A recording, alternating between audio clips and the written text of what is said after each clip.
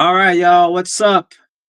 We're sorry about being a little late. We were chopping up backstage. Let me put on the music real quick. If you can hear me, we're coming to you live from YouTube and Instagram. We have two viewers. It's going to be a great show.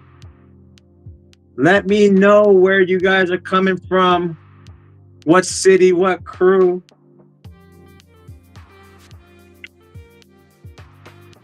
We have Breaking 2024 Year in Review with Cypher Beast TV, Dom Key, AER B Boy B Girl Podcast, and Break Street Media. Let us know where you are watching from. Gonna be a good show, y'all.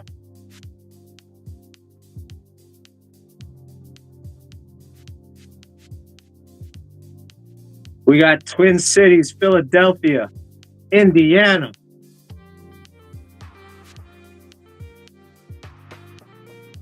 We're gonna start in 2 minutes, 2 minutes, 2 minutes.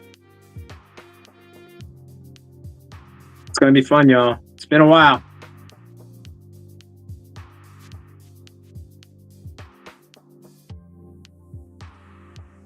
Baltimore in the house, BMV.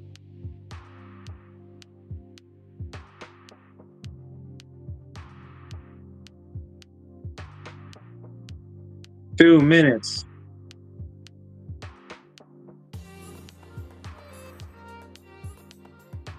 Let people know the trades, the Avengers episode.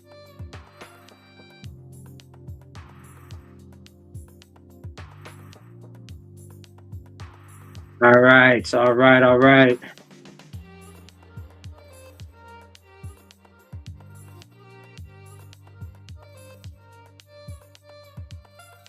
Let's start this countdown.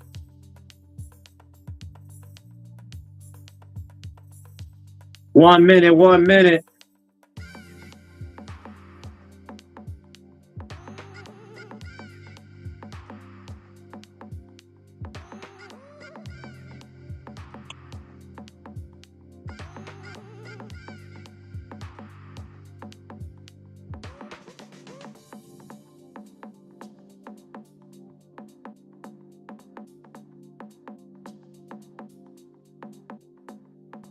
Thirty seconds.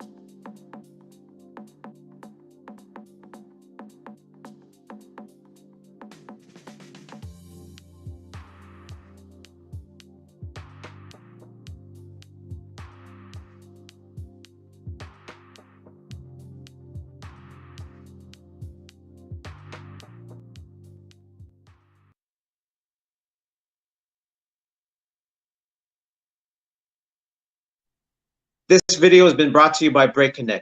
Go to the website and register. Check out what they have to offer at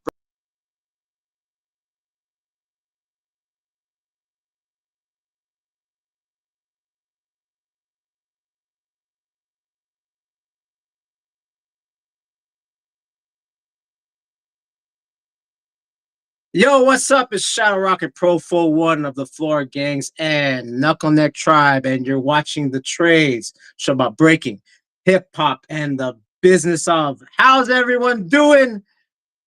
Hopefully, everyone had a great Christmas or happy holidays.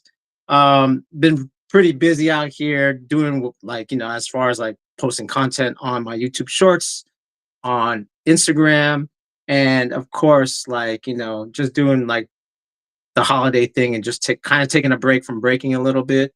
But I did this episode earlier in the year where we had I was thinking like, yo, we need to do a podcast because there's at least maybe 10 breaking podcasts out there, breaking podcasts or shows or live streams on Twitch that we're all kind of separate. And I thought, what we need to do is like join together and just like actually like talk shop talk about this industry more than just like watching a TikTok clip or a Instagram clip or a or just like just battles, right? We have to talk about some of the behind the scenes, some of the politics, some of the opinions of people that actually produce content that talks about breaking. So without further ado, let me introduce everyone in the as far as the Avengers of the Breaking Podcast world. Up first, we got all the way from the Northwest. We have Tony from Cypher Beast TV. How's everyone? Yo, How you doing, yo. Tony? Good, man. Hey, thank you. It's a blessing to be on the show for sure. Profowon, doing your thing, doing content, live stream. Love it, dude. How you doing, man? Good, man. I'm glad that you could be on. I know this has been like, I was like kind of like, let's do it before Christmas. And I was like, wait, let's do it after Christmas. And I was like, maybe we'll do it like after New Year's. I was like, no, everyone's like, Saturday's good. All right, let's go. So again, Tony from Cypher Beast TV. Now all the way from the East Coast, Overdose, representing the AER B-Boy B-Girl podcast. We got my man, Rick the Ruler. What up, Ricky? What up? What up? Rick the Ruler on the check-in, aka B-Boy Fishkill. 100% Raw, the host of the AER B-Boy B-Girl podcast. Reporting to you guys live and direct from my garage. It's a bit cold out here in the northeastern region. I don't know if you guys ever experienced snow before, but we haven't had no snow. I think we had some snow a couple days ago, but it's planning on coming. Excited to be on. Thank you, Profo, for having me. I'm ready. Let's go. Yeah, thank you for being on. And another, so obviously we're balanced for right now. We got balanced coast going on. We got Northwest, we got East Coast, another East Coast overdose. And this guy's been killing it on the YouTube game as well. We got my man B-Boy Dom Key. What up, Dom? Hey guys, I didn't have anything prepared for introduction for myself. You want me to do like a judge's showcase back here? No, let's go. Nah. Yeah. We're not gonna go for that break. There's gonna be a lot of me. Yeah, go for it. Yeah, I'm glad to be here. Looking forward to talking. Yeah, man. I mean, so it's funny because recently YouTube came out. Tony and Dom, you guys came out with something recently. Tony, you came out with an interview with Why Not, right? Like that's recent, right? Or is that old?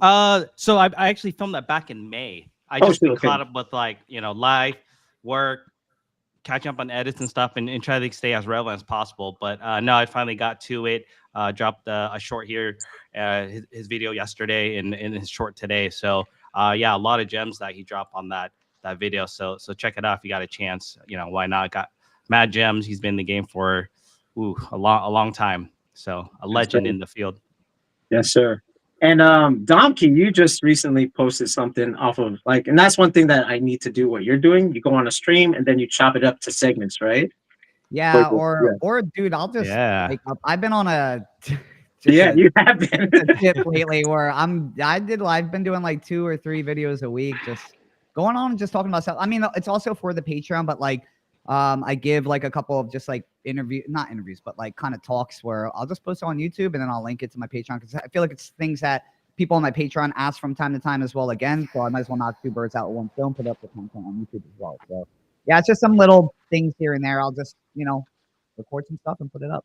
I mean, I don't got like editors or anything where like people are like paying editors and like put stuff in there and shit. So I'm usually just film, talk. That's about it for now.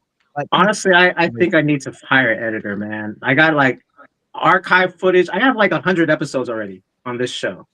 And there's gems that like no one's gonna sit through 3 hours of talking. Dude, that's what I'm saying, dude. Yeah, even me going through hard. it, I'm like, it seems so easy to do, but I'll find myself sitting here for like 2 hours, like just chopping up something for like a couple minutes. I'm like, that's exactly. And I'm just like, do this shit.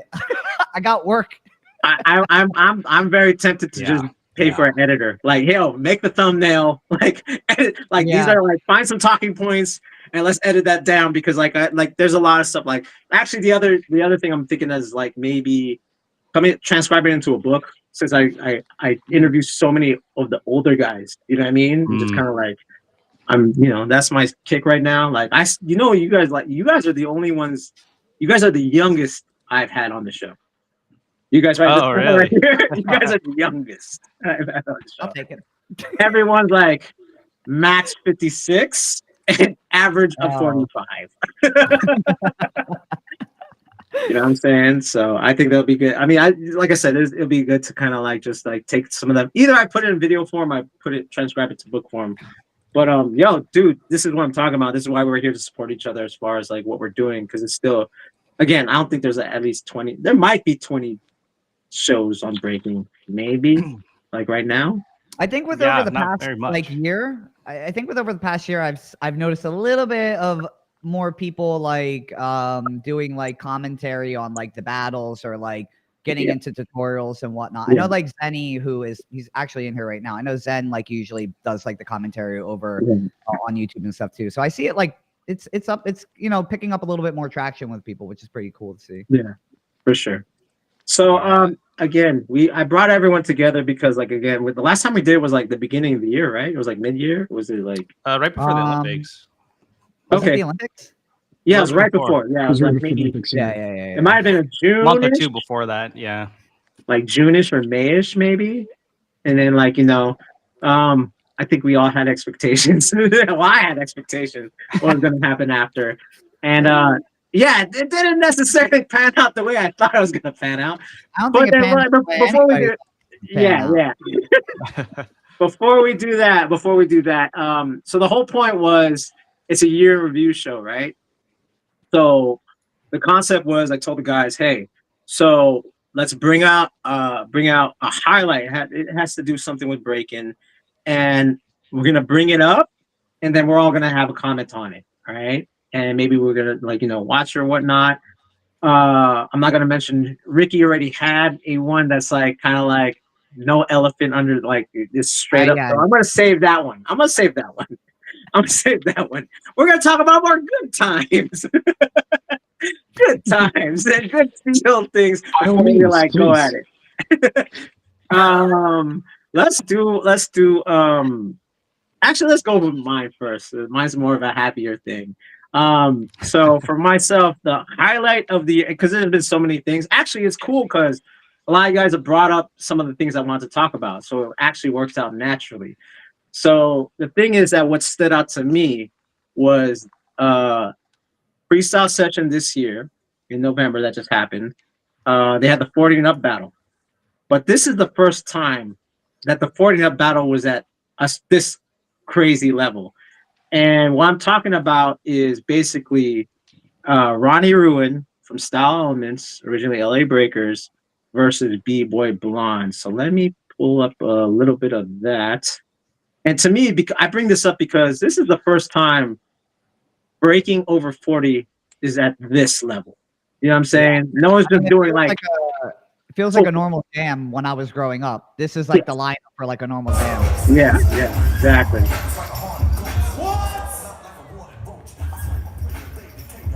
So let me put the volume as we watch. This is the thing, like the fact that they're over 40, like Ruin just turned 40. You know what I'm saying? And Blonde is maybe 41, 42. And to be at this level is freaking insane, dude. What's people's opinions on this battle? I think it was dope seeing Ruin back out, and I think it was dope seeing Blonde. It's like I think Ruin is somebody where I just feel like he doesn't get enough credit, and I don't think a lot of people understand that he is like a creator of a lot of like the variations of like air flares.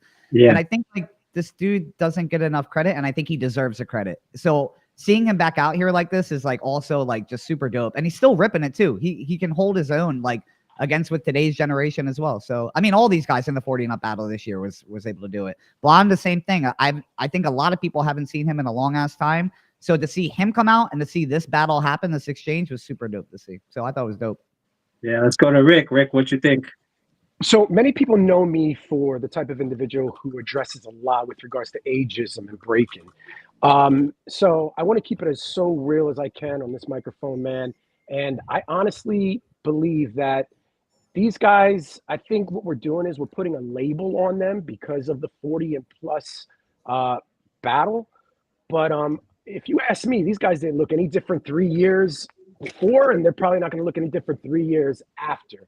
I feel like what we're doing is we're what you would say adjusting the margins, right? We're taking a particular group of people, breakers who've probably been breaking 20, 25, 30 years, and we're throwing them into this pool and expecting them to suck because of the age. which is kind of lame, right? I mean, Yep. it's kind of lame because if they're still breaking, just because they're not competing and you don't see them competing, don't mean that they suck. No, they just probably haven't entered battles. So for me, I think what we're doing is we're labeling these breakers and kind of giving them a handicap by saying, oh, because they're 40 and plus, this is so fucking wow. This is so impressive. But what is impressive to me is that when you can find a breaker in the 35, 40 plus range that has transitioned over the decades. What do I mean by transition over the decades? There's only so many breakers that, if you ask me right now, can still hold their weight in any competitive environment, any age group, because they switched it up. All right. I don't normally drop names, but I want to drop a name, and I'm not surprised that Roxrite won this. Because if you look at Roxrite 10, 15, 20, 25 years ago, that's a totally, completely different breaker. And now you see him now in 2024 going into 2025. The guy is dope enough to really compete against a lot of these young guys that are in their prime, even after his 40s. Now, the issue I have with older breakers is that some of them, not all, but some of them tend to be complacent. They tend to be content at the level that they're at. They're still running sets from 2005 to 2004. You know what I mean? Like, you had 30 years. How come you haven't transitioned over? Which also is kind of similar to like Menno. I don't think Menno's in that 40-year range yet. I think he's like in his mid 30s, right? You look at Intact's Menno. 39. He's 39? Intact's 39. Pookie's 39. No. I said Menno. I know, but just that's the same. They're about the same time frame. Yeah, they're up there. They're up there. Like, they're up there. You look at Menno 15, 20, 25 years ago, and you see him today, completely different break. 100. Yeah. These are guys that have transitioned. These guys that have evolved throughout the decades of breaking, versus looking at a breaker who decided to stay content with the level that they are at and doing the same moves that they did in the mid 2000s. You feel me? Yeah. I mean, I don't know how much donkey kicks are popping now in 2025 as they were back in the early 2000s. You know what I'm saying? So I'll land my plane with this. I mean, the 40 and plus was dope. It was cool to see. When I start seeing breakers of a certain age transition their style, get a little bit more comfortable, moving, shaking, popping with new stuff, new content they're putting out on the floor, then salute to those guys. I put mad respect on that. Yeah, man. All right, Tony. Damn, that was dope. Rick the Ruler. Elaborate more on that. Give or take, granted the 40 plus, they're still moving and grooving and competing on that top level, right? I feel I'm 37. I just turned 37. I feel like I haven't peaked to my horizons yet or movements. I'm still learning on the go. This year, I just learned tap mills. I learned swipe head spins. I'm still learning at this age, and I feel like I haven't peaked there yet. And so maybe for my shine, it might be that 40 battle, learning and still going. If I can, Bro, Dada made his name from the 40 and up battle. Like, when he realized, he was known locally in Colorado, but that battle with Crumbs kind of made his name. Ooh, like, he started getting more work after that battle.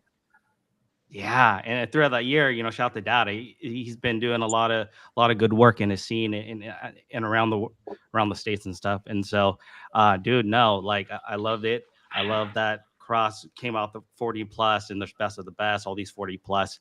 I saw a comment down the road on content. It was like, so someone's message on one of us said like 2 versus 2 40 plus battle. I was like, oh, that would be pretty dope to see. But yeah, man, I'm still learning on the groove. I'm a small fry here in Portland, Oregon, in the Northwest, and trying to expand my horizon, seeing what's around the world. Because the greatest insight I have learned is not just stay home to your hometown or in your cities, but explore the world and build that mindset of knowledge throughout. So yeah. Yeah, next year, yeah, it's a possibility. I think Cross said possibly a 40 and up to V2. I think that'll be very interesting. Just to feed off what Ricky was saying, it's like, yeah, don't like. I want to see if you're gonna be in it, evolve, right? Like for instance, like Yes. Hong Ten recently, I was never really a Hong Ten fan till recent because you can still see he's expanding on like let's just say Top Rock. He wasn't a Top Rock dude. But the fact that he's trying is like, whoa, okay, he's just not like, I'm 10, I'm just going to stick to my head hollowbacks. No, he was like, let me try to expand as a dancer. And like, that's what, like, we should age like fine wine, right? We should be still trying to develop things that we've never developed before. And that's what you do see that even with Rocks, like he's developed, like when you said mental, he's developed, everyone's developing. And that journey of self-discovery and creation shouldn't stop just because like I'm a world champion. And I, you know what I mean? Like, so I think it's like that because to me, it's like, for me, it's just creation is like the most fun in breaking right now for me. It's like, it's not battling. It's not doing shows. It's can I hit this? Is my thing. Like, you know what I mean? I'm going to give a plug for myself. I'm turning 50 next year and I'm still trying. Like, I'm still trying. Like, and that's why I was saying when I join next year, I'll be 50, guys. Everyone's just turning freshly 40. I will be 50 next year. So, and I'm still trying to learn. Like, I'm still watching like the trends, even though it's like, you know, even though I won't bite, it's more like I'm still influenced by the scene. I'm like, what? Okay, let me see how I flip it my way. You know what I mean? Like, to me, that's the most fun part in breaking. So, you know, but that's why I picked that battle because that was the first time, even though it's like they've been breaking for a while and they haven't stopped. That was the first time a 40 up battles with that level.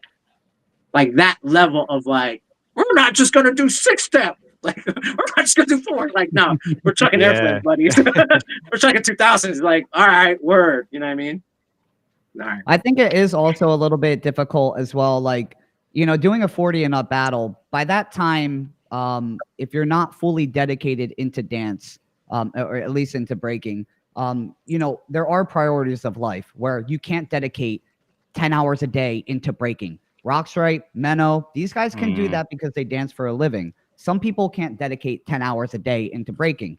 So for some of the people that are just trying to get back into it, I think it's also dope to see these guys at least trying to come out and trying to do some dope shit. And also, I'm not big on like watching like 50-year-old men also just do 6 steps and do that shit. But I ain't gonna hate on somebody and tell them that they need to be elevating in a 40 and up battle if they had to take time off to spend more time towards something else and work 10 hours a day like a normal b-boy who doesn't have a job or a life or a family or anything like that. So I just want to say that because I don't want people thinking we're knocking on anybody entering the 40 and up battle, like everybody that's entering that's just doing like some basic shit.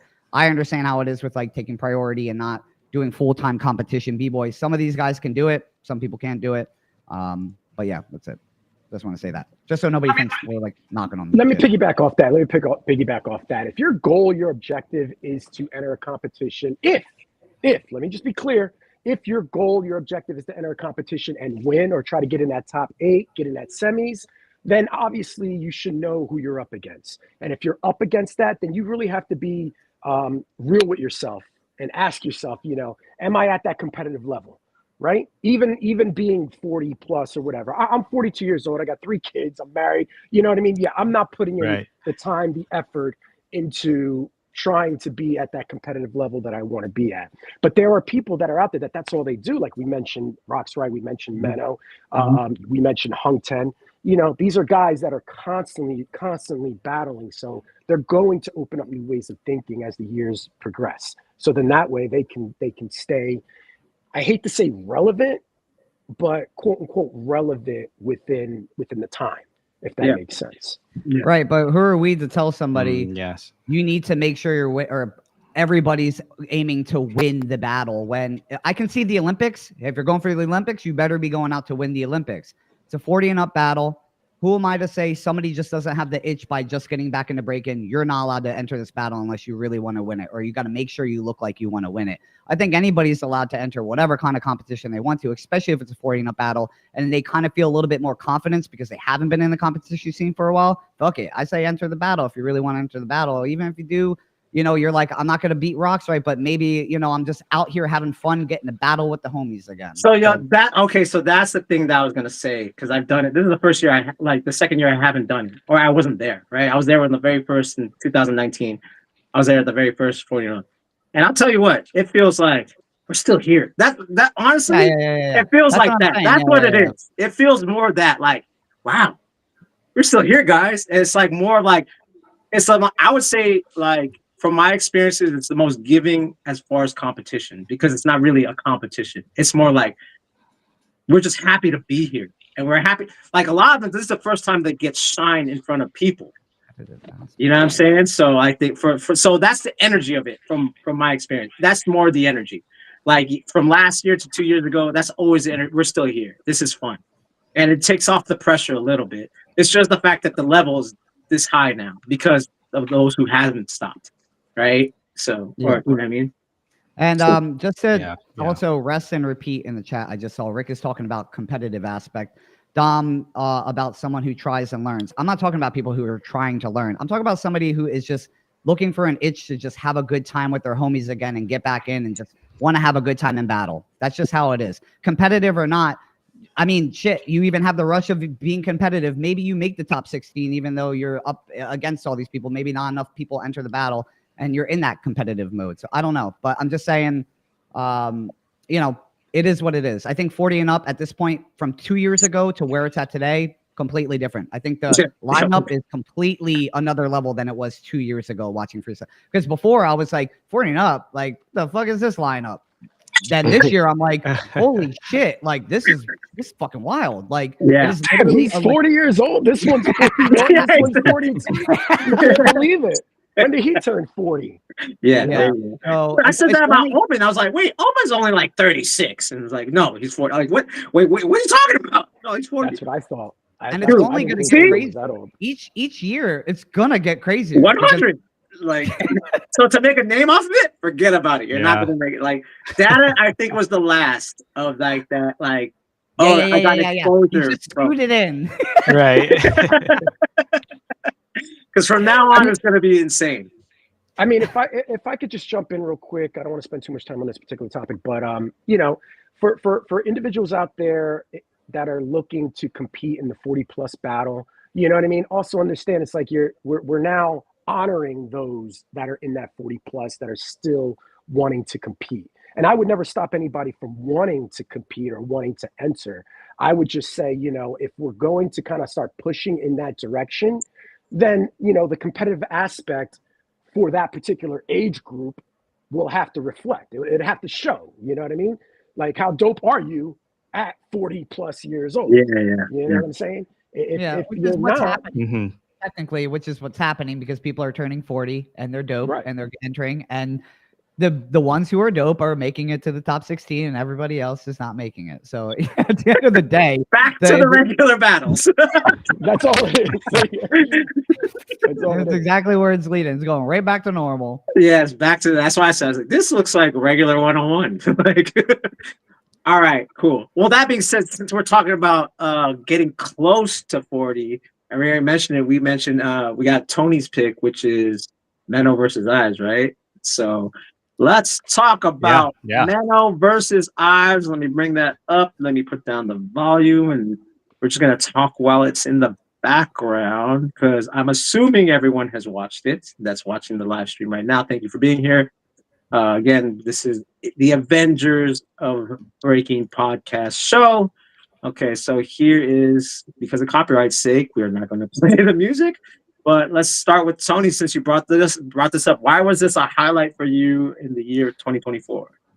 Yeah. Not only is like, you know, one of the top jams end of the year, but dude, just watching Icy Ives develop and grow from where he is today. I was like, man, if he makes a history, if he wins this one, right, from starting for regional to last chance cypher, to the finals. I think Killaquola made it to there. Yep. I think lost to Menno that year as well, right? And so, you know, both was making history, 4th time for Menno. Maybe just the point of, you know, little bias rooting for him just because like I feel like the underdog, right? Menno won 3 times, but recapping to the finals, definitely, you know, I think Menno held down and definitely took it over, but Icy Ives definitely made an impact into the scene as well, which was dope, dude. And that's the most recent battle I kind of seen. I think the WDS just came out with a couple battles recently, but man, this jam was dope. And seeing some of the content out there where they changed it up where they can pick their competitors from the last chance who they want to choose and pick from the slots was pretty dope for the top 16. But yeah, man, as spectating, watching this, I wish I was there, man, watching it live in person. I bet that thing was. Oh yeah, I bet that would have been way hype. All right. Who's next? Who else want to talk about it? Talk about Menno versus Icy Ives. Let's talk about like just to throw in some of the subject. I mean, people booed when Icy Ives lost. Like, who wants to jump on that? I don't know. I feel like people booed anytime Menno beat anybody. I mean, I talked a lot about this battle already on the stream, so I'm not going to talk too much about it. I thought it was a really good battle. And again, like Tony said, you know, I like Ives, and I like the way that Ives dances. I think he's easily one of the best in USA right now. I think what he's doing, I think his journey of where he's at right now and how far he made it is definitely there. When it goes into technical and detail and like who I thought won, I thought Menno took it by a little bit. I'm going to be honest. And I know the scene is like super split on it, right? Because Menno, I mean, Ives definitely held it down, and you know, it is what it is. It's going to be preference at the end of the day with judging and how you view breaking. Other than that, I think it was a dope battle. I mean, there's not much for me to say other than that. I mean, if you guys want to see like a full like breakdown, I have like a video somewhere. I forget if I did it on a stream or if I did it on a video, but yeah. Yeah, check out Dom's commentary. Let's go to Rick. Rick, what you think about this battle? I didn't really have a pony in the race during this battle, right? But if I'm not mistaken, what's this? His fourth win. World champion? Yeah. His fourth win? Let me ask this question. Let me ask this question to the live chat and anybody else out there. Is it boring that Menno won his 4th Red Bull BC1 title? And if so, what does that say about Red Bull BC1?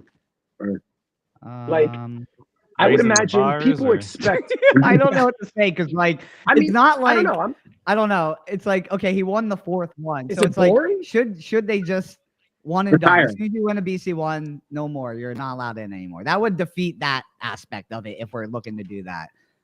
Is it exciting that he won his 4th one? No. Is it exciting that he won his 4th one? Like, yeah, it's just I don't know. You straight up said it. Is it exciting? Honestly, it's not. No, it's not. Yeah, it's not exciting. Exciting. It's not exciting that he. There we go. I wouldn't be excited if he won it. I wouldn't be excited if he lost it. You're like, yeah, it's dope. Ives would have won it, but like, I'm not here. I'm not just determining that. You know, the battle is going to determine it. Yeah. The only way you can get rid of that risk of it happening is if you take a previous winner out of the competition. Don't let him enter again.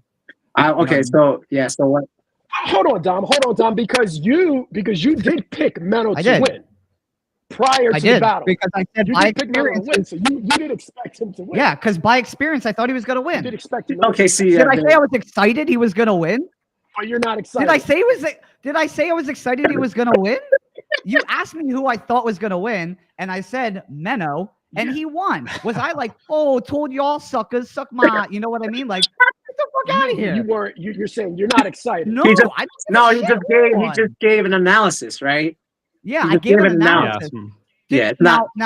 Now, did I go and I was like, I went into the chat to you guys and I was like, dude, I told you guys I'm so happy for Menno. Guess what? I'm gonna send him a gift card and a present.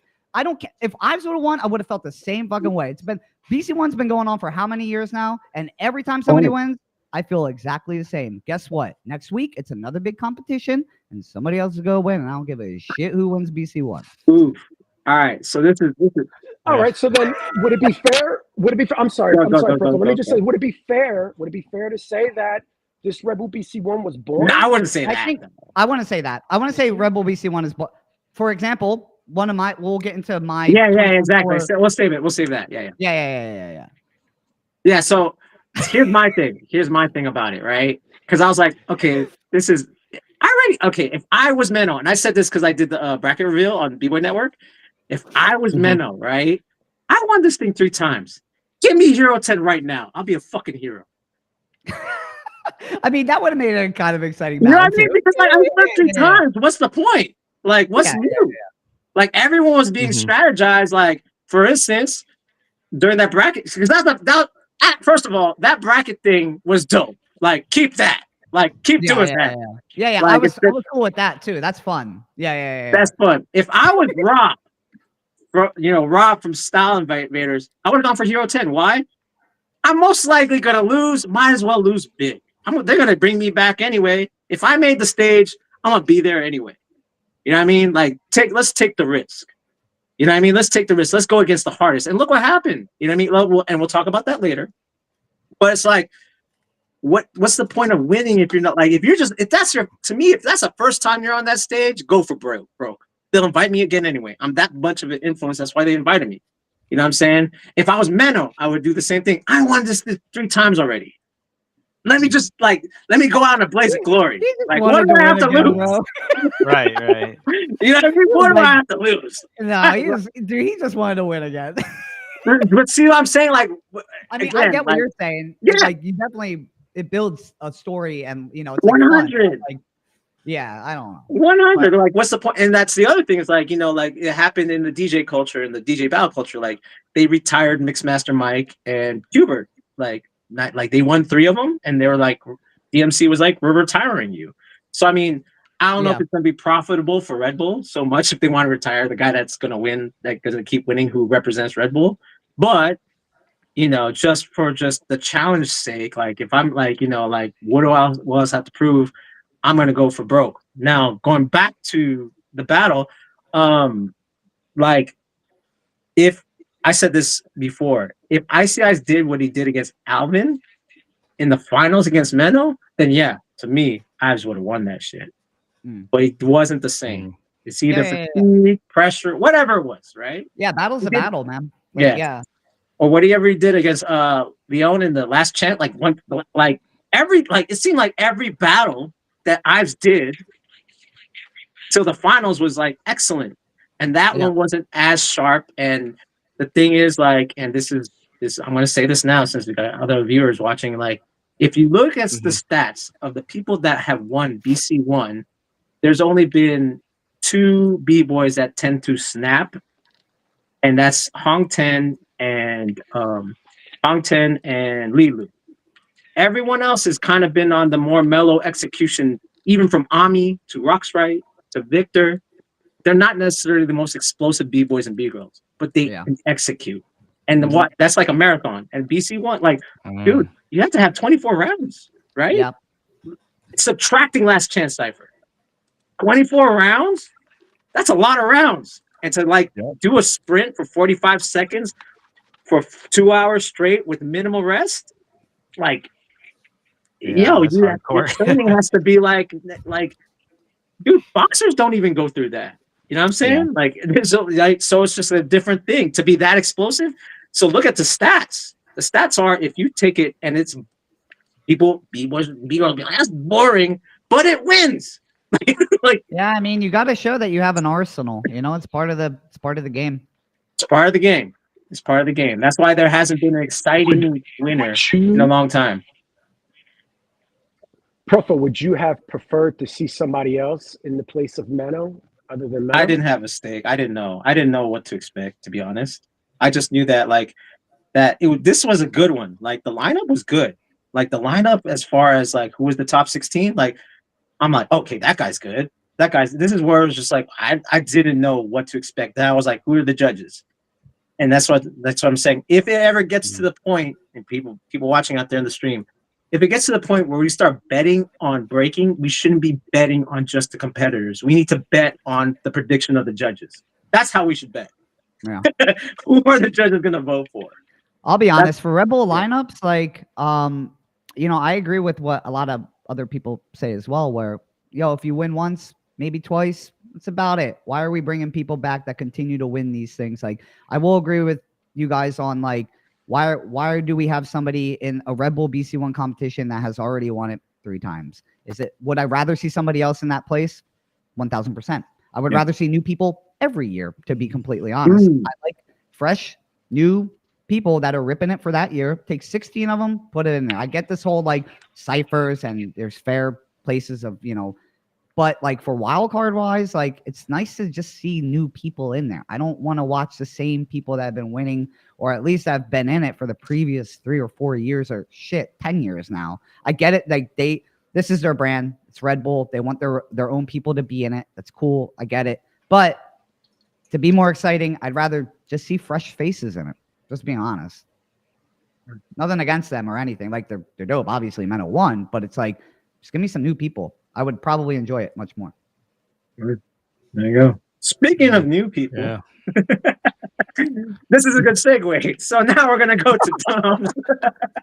We're gonna go to Dom's highlight of the year, which is another Red Bull. By the way, guys, this is just the first thing that came to my mind. There's much more things, but I thought this was fun. This is it's good because honestly, no one really talks about it though, too. I mean, man, I thought it was funny. No one talked about it. Like no one talked about this battle, right? And it was like, first of all, it was the first battle, dude. Heavy hitters, first battle of the day. That's crazy to think about. Honestly, like, I was streaming this whole thing. So, by the way, if you want to see my real reaction to Meno winning, Meno winning, you can see my real reaction if I was excited or not. I'm pretty sure I had a blank face on and said, "Oh, here we go again." So you can see that. First of all, second of all, this battle, I was just fucking laughing like 90% of the fucking time. Well, we're talking about this battle that you're about to. Yeah. So we're pulling up. Of course. Oh, okay. The setup we did. Well, let me do the setup real quick. Because the whole thing is, this is, again, as we mentioned earlier, this is what was different about this year. This year, they had the competitors pick. And who gets picked first? Hero 10. So he puts himself in the bracket. Then everyone gets picked up. Everyone goes as far away as from Hero 10. Everyone was chicken shit. I don't give a fuck. You can be mad at me. Mad at me, guys. Everyone was going away from Hero 10, and then who was the first one to put take out the who I forget. It's that whole exchange. I know it was like Leone, Samuka, what's Khalil from France. Khalil, yeah. Khalil, yeah. So they did this whole thing that was super, and like, dude, first of all, that drama. It's Brazil. Everyone, you saw that. Let's set up the story real quick. It's Brazil. Everyone's watching this bracket. Let's go, they see everyone is seeing that. Everyone in that audience is seeing. No one wants to face against Hero 10, right? Everyone is just like, okay. So even if I wasn't a b-boy fan or breaking fanatic, and I didn't know what was going on, I would notice. Why is everyone? This guy must be good because everyone doesn't want to get lined up against him. Then all of a sudden, like that exchange happens. And then Samuka's name, and it's Brazil, that crowd goes crazy. Like, oh, shit, it's on. Like, the hardest dude is against a hometown hero. You know what I'm saying? And that just made it that made the crowd electric. So, and again, this being the first battle of the night, too. That's another thing. Like, first battle of the night, we have Dom Key's highlight for this show, anyway, is Samuka versus Hero 10, and let's put that in the background as we talk. So let me just say, one of the big things about Hero 10 is the dude is a showman, right? And like, if I'm watching a battle, and I'm not breaking in it, I gotta be entertained. And this whole battle, from beginning to the fucking end, was just entertaining. Like, I mean, Samuka is super dope alone, but then you had Hero 10's coming out. Well, we'll get into it, but when Hero 10 comes out, he has a ridiculous first round, second, and again, Hero 10 lost. I will 1000 agree with the judges. He was crashing all over the place, but it's shit like this that makes me you don't need to do super good in a battle or something to make me remember it or to be a highlight for something. I will probably forever remember this battle because of the shit that went down in it. Look at that top rock. Tell me, man, it's very dancing moment. Bro, he's already dancing better than most b-boys and b-girls. Let's just be real. 100%. Just that shimmy, just the Harlem Shake. Like, yo. Hey, And he owned it, bro. Come on. Come on. How natural is that Harlem Shake? I don't give a Woo! That shit was crazy right there. All right, so like already you're Yeah, like, let's yo, talk about this dope. moment. Like, Let's Samuka talk just about killed this it. one right here. This And moment coming dude up. comes out. You're like, yo, what's he gonna do? This You're was like, pro wrestling, first of all. like, if you knew how to get the, like, you knew exactly what you're doing with this, bro. Then he rips it, dude. Fucking the crowd is hype, man. Everybody's going crazy. Oh my god. Yeah, I mean, first of all, the shirt. Like, if this wasn't like pro wrestling moments, right? Like, that's what I'm saying, dude. Like pro wrestling. It's like, yeah, I mean, does he do? Oh yeah, he does it right here or no? Oh, no, later. he does it, Second round. next Second round. Yeah, Okay. yeah, second round. Word. Like, yo, man. See what I'm saying? Like, this is the thing.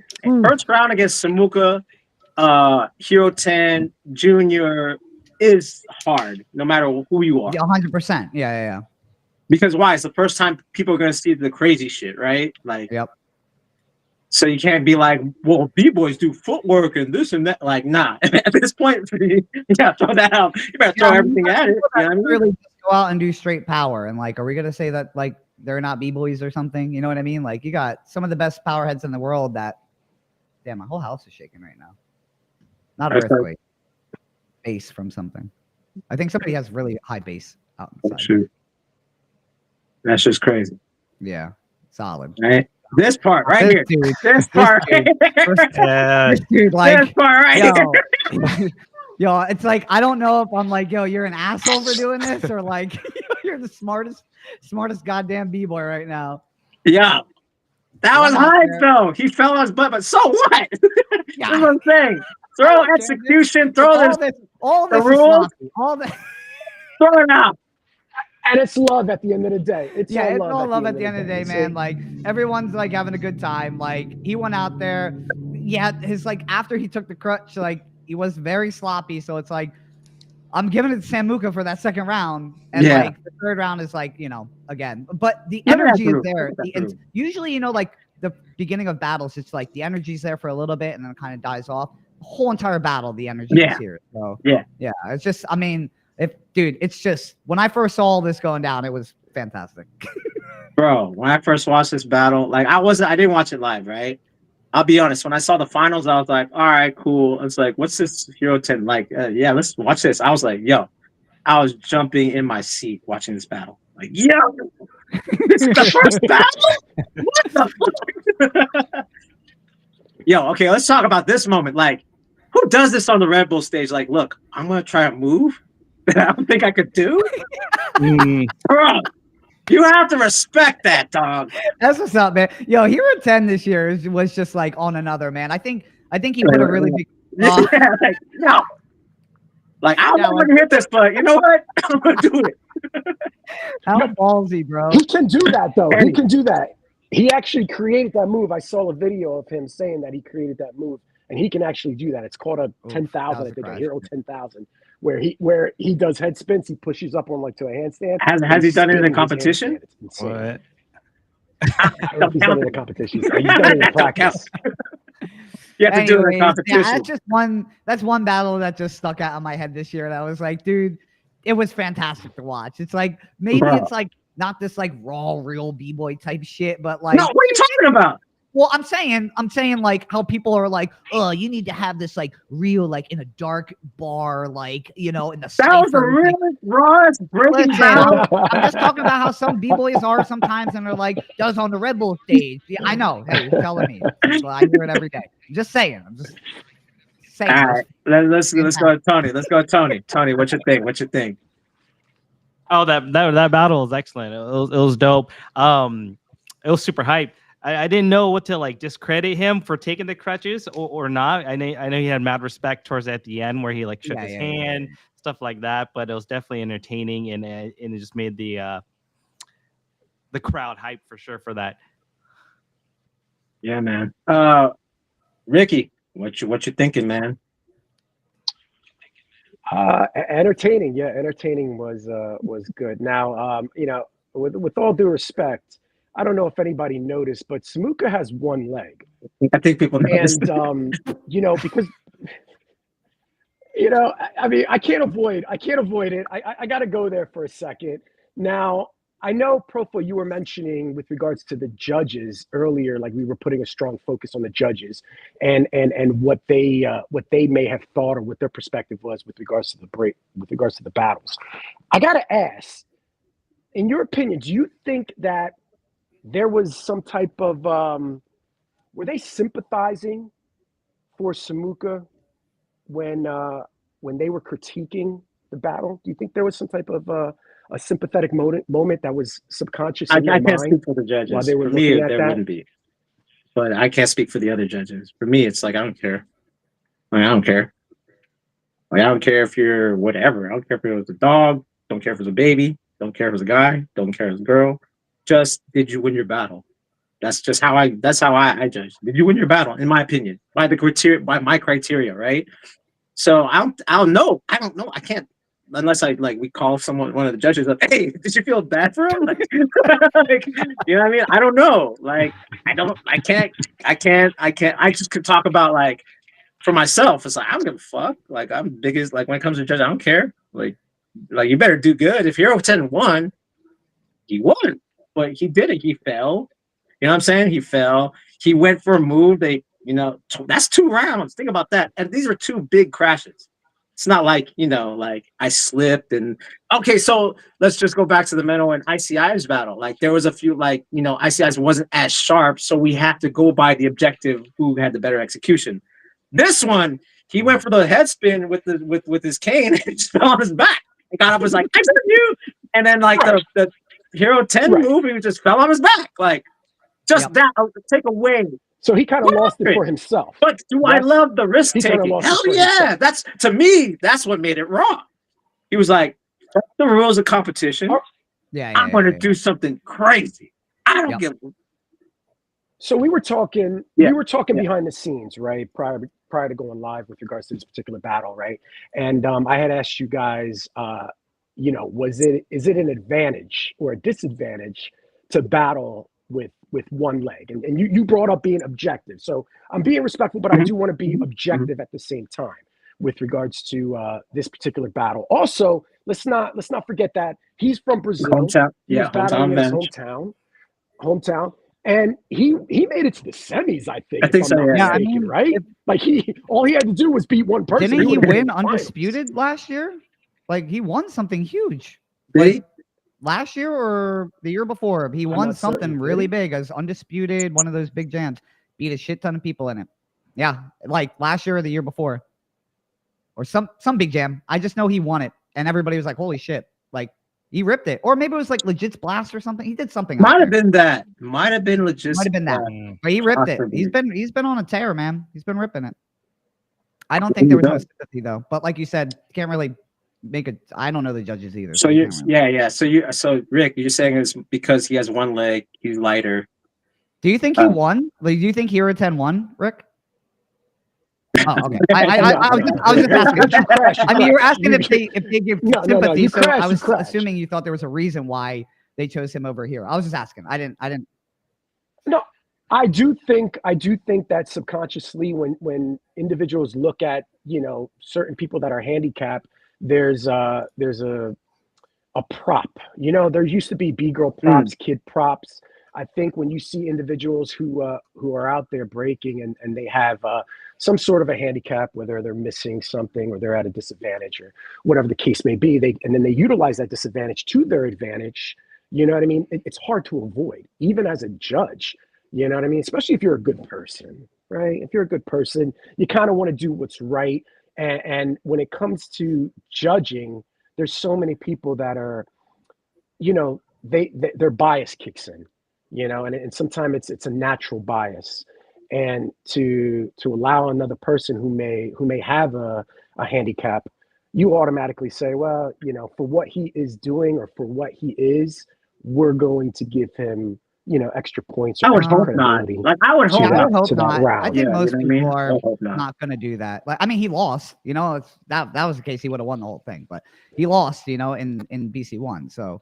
I don't think it really plays a part in. I would hope people are not judging in just that aspect. Yeah, It shouldn't. I mean, I would agree. It shouldn't, but I can't say the that it doesn't the only way we would know is if we talk to him. But I don't know if anybody would even like, you know, be like admit to it. You know what I'm to that. saying? Hey, judge. yeah. Hey, you. Are you? Like, Yeah. Did you vote for Like, him? yeah, I because felt he bad, was so I missing gave a it to leg? him. I highly doubt you saying that shit. I mean, No. regardless, to me, that was still the best battle of the night. Like, I love that battle, man. It was fun. that was the best battle of the night. Like, you know, this is no disrespect to Eyes or Menno, but that was way more fun watching than the finals, my opinion.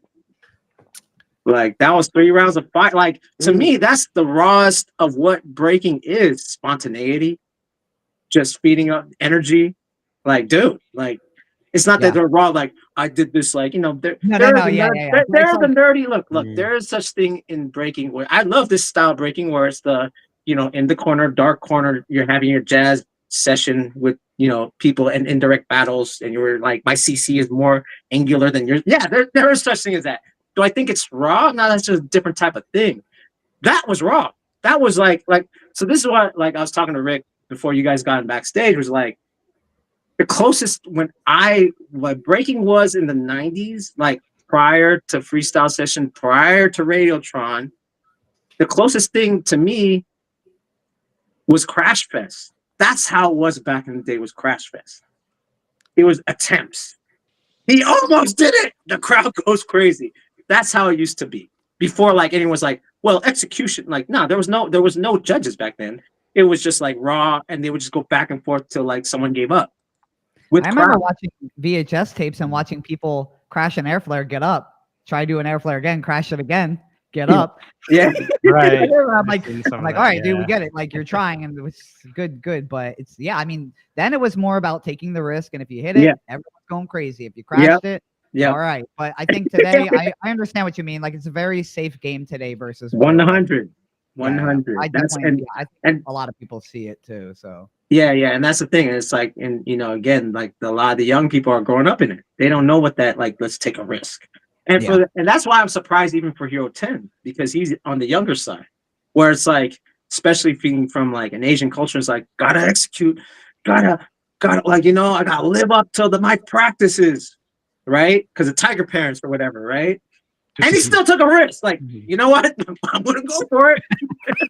I'm gonna go for it. You know what, guys? oh man, You know what? yeah. I'm gonna take this guy's cane. You know what? I'm gonna put my hand. And you know what, man? Yeah, it might get some people out. Like, dude, I was cracking up with the crashes and whatnot, but like, whatever, man. Like, still, here I am saying, "Yo, best battle, one of the best battles of the year for me." And it's like, that's what I'm saying. It's like, you know, that the thing is like, but how many kids, you know, growing up in the competition era, they're willing to do that? They're like, no, I can't do it. Like, come on, man. It's not the end of the world. Like, you know what? Go for it. There have been times I've entered advance, and I know it's like I can hit this move every time. I was like just really bored, and I was like, you know what? I'm just gonna go for it. I told my partner, you know what? I was gonna go for it. If we lose, my bad. Like, cause like I want the challenge, right? Yeah.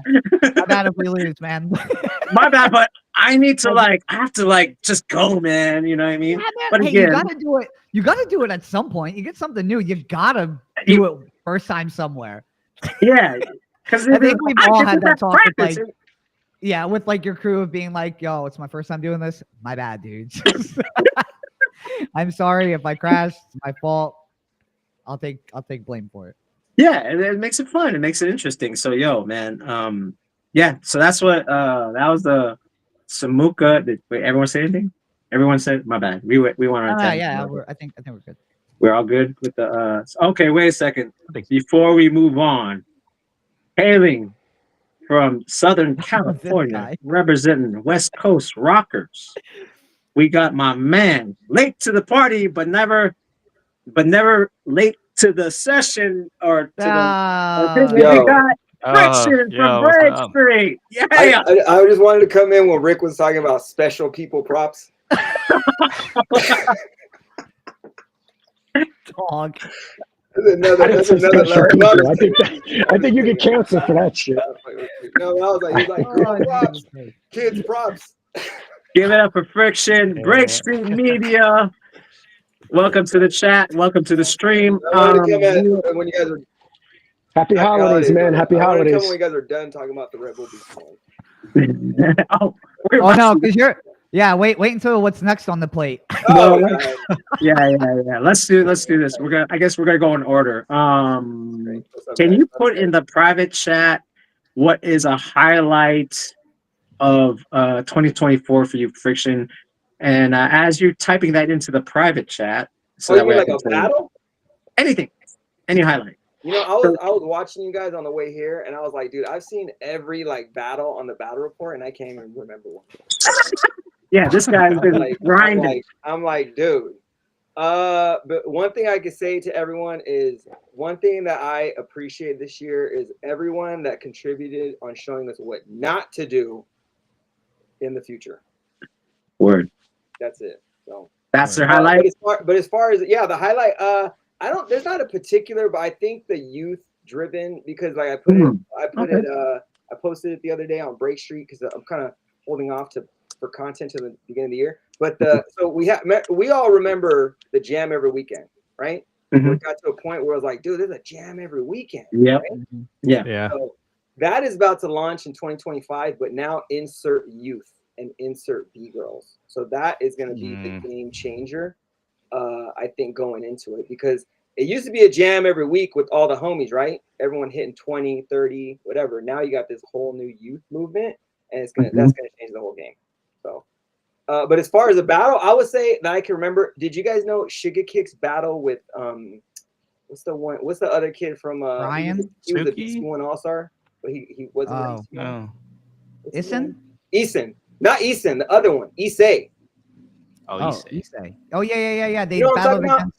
He Stripes battled with and Sugar Kicks. Final. He battled with Sugar Kicks at a Japanese battle, and that was like that one of the sick. I was like, dude, these guys are homies. That's pretty dangerous right there. Yeah, they have a squad called something.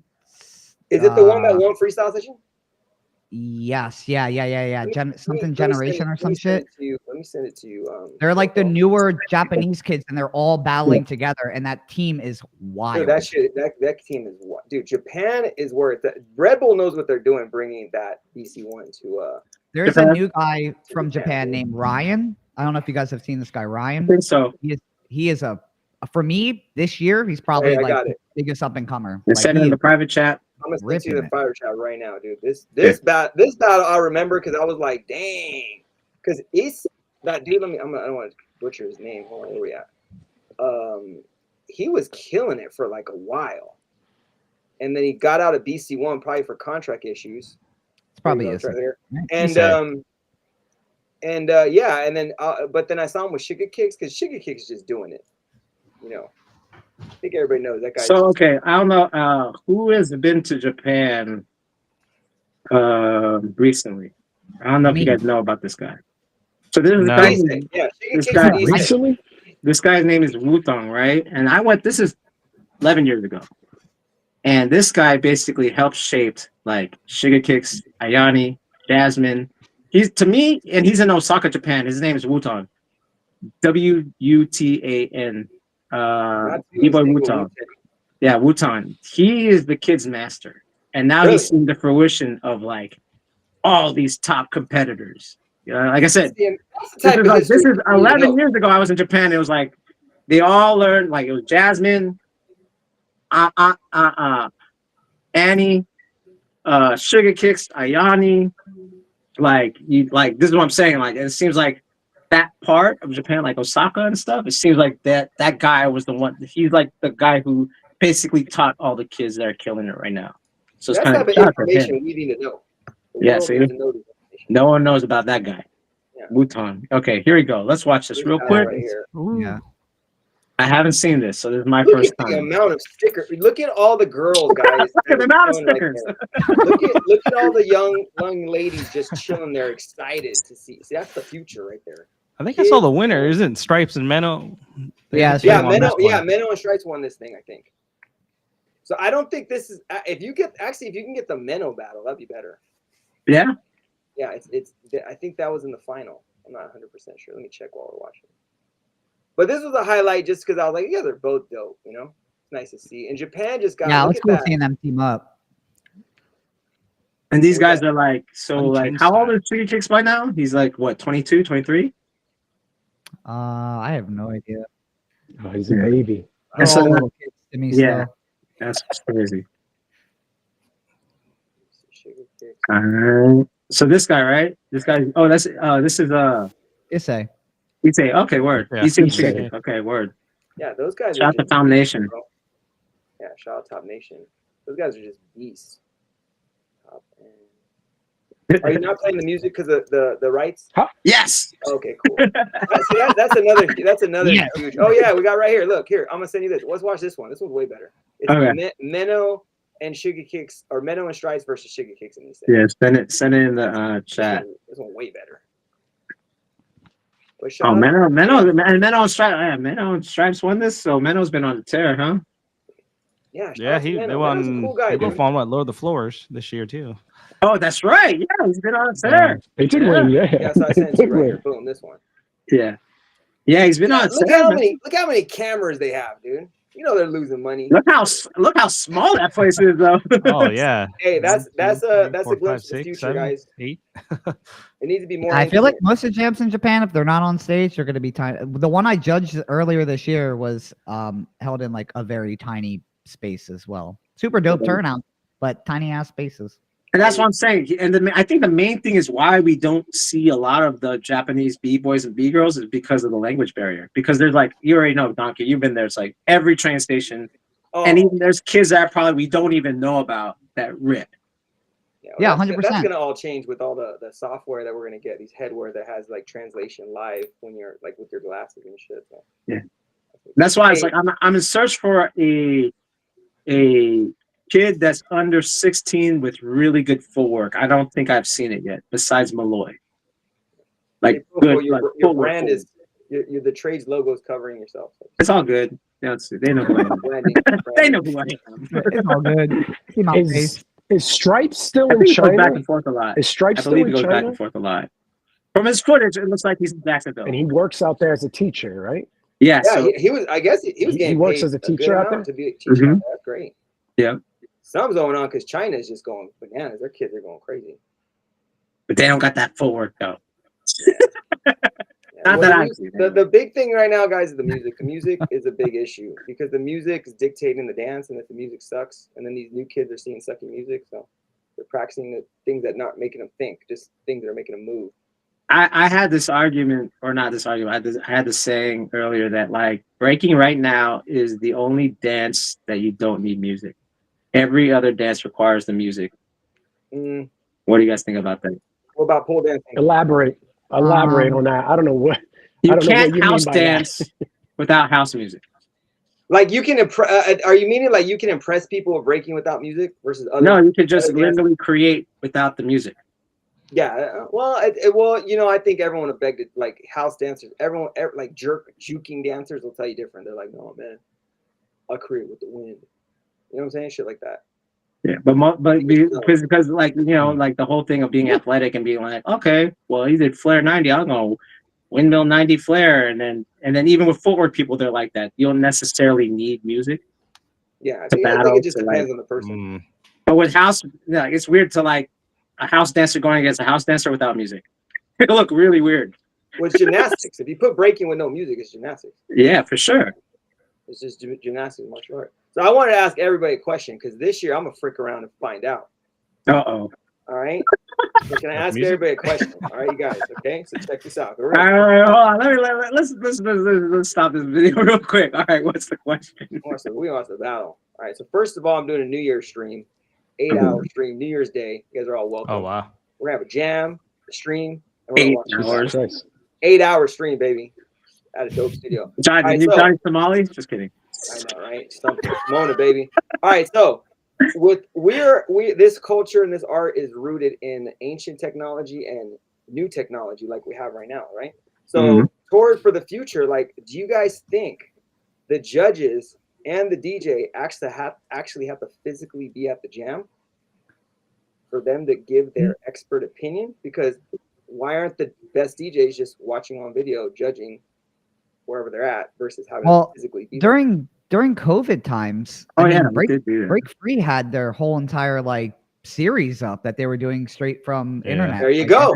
Everybody was That's judging. the opinion. So we'll start with you, Don. Do you think that because if like think about logistics in the future, like why don't we have the best DJ a local jam, but he's not physically there? I think there's plugged in. Personally for me, I just I think there's a different feeling about seeing something in person and hearing the music in person that really will affect the way that I'm dancing.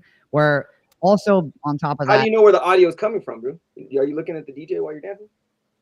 Wait, no, I'm talking about hearing it like from like a big speaker system. No, there'll be a big speaker system. The speaker system will be off the fucking chain. I get so what you're you're saying saying. like everybody just goes to some random ass location and then the judges are all from a different location. No, it's all the same. Location.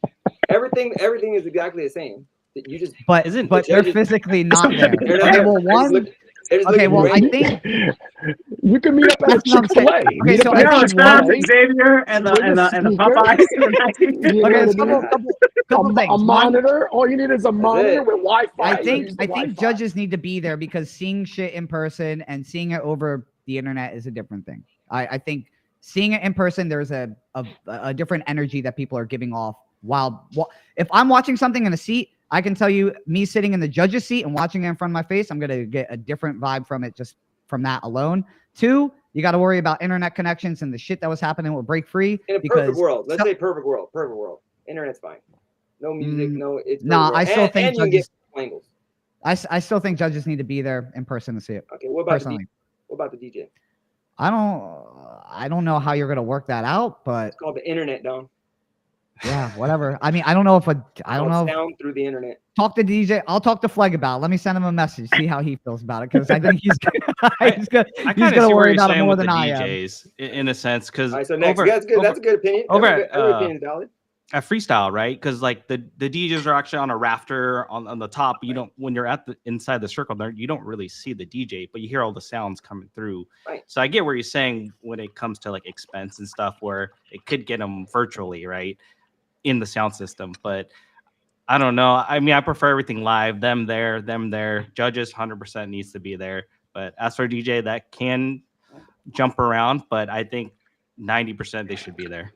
Yeah, I think it's possible, but I do think the DJ and judges should be there, especially a DJ's important. DJ needs to be looking at everything happening. The people that are going out, he goes off of the vibe of the. Now you could be like, shit. What just separates this from me putting an MP3 player up on a fucking sound system, and being like, go for it. DJ needs to know what's happening. DJ needs to know when people are going out, switch the music up.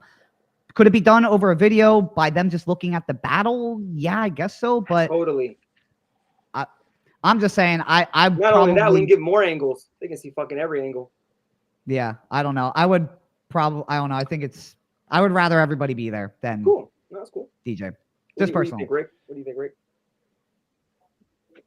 So let me dead this real quick. This reminds me, I recently bought my daughter for Christmas a MetaQuest.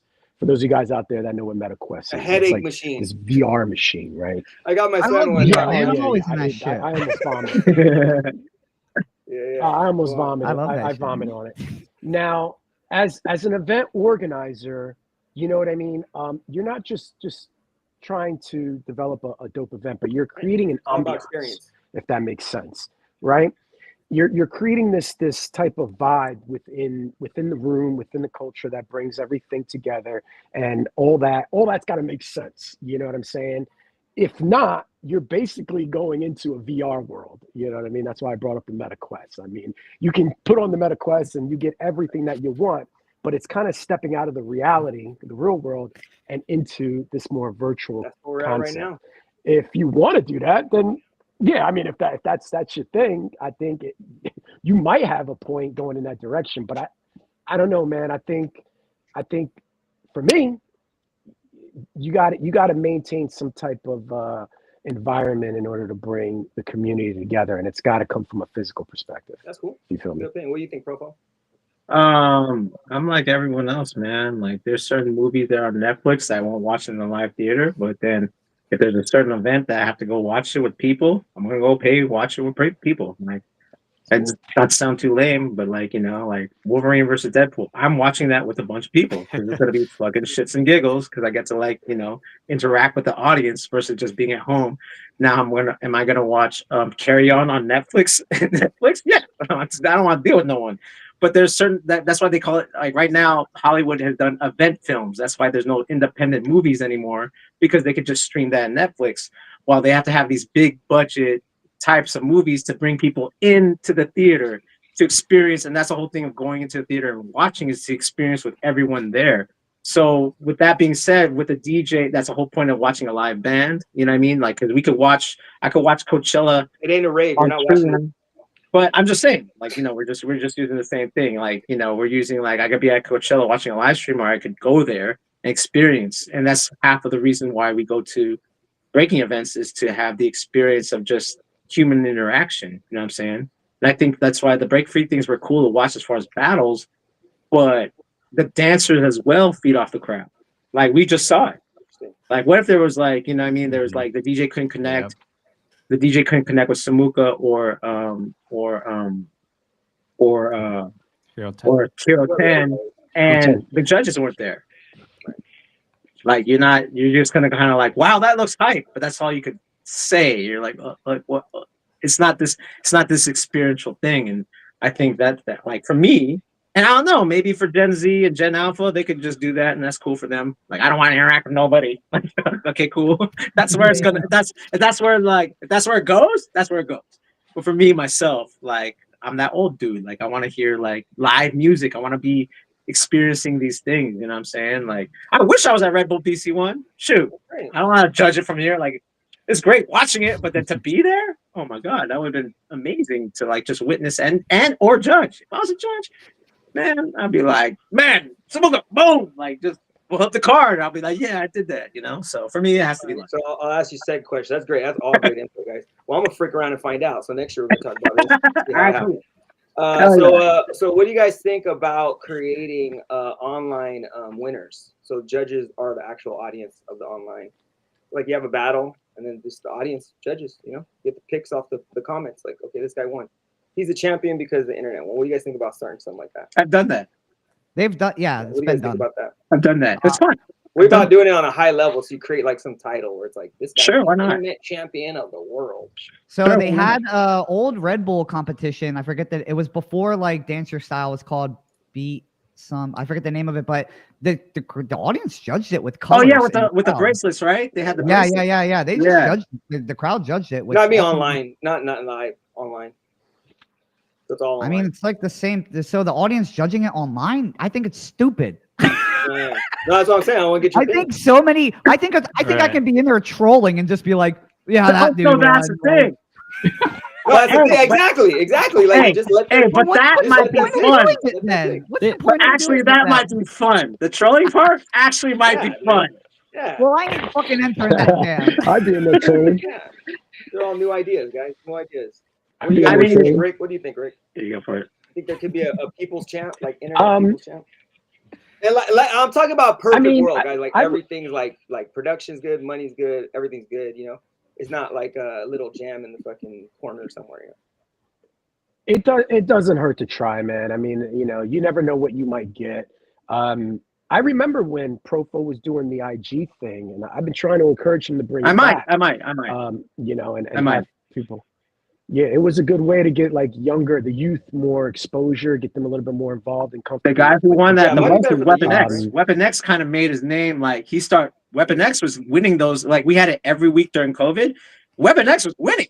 Like he was beating a lot of people, and it's like that gave him his floor time. So when everything opened up, he just went for everyone's freaking neck.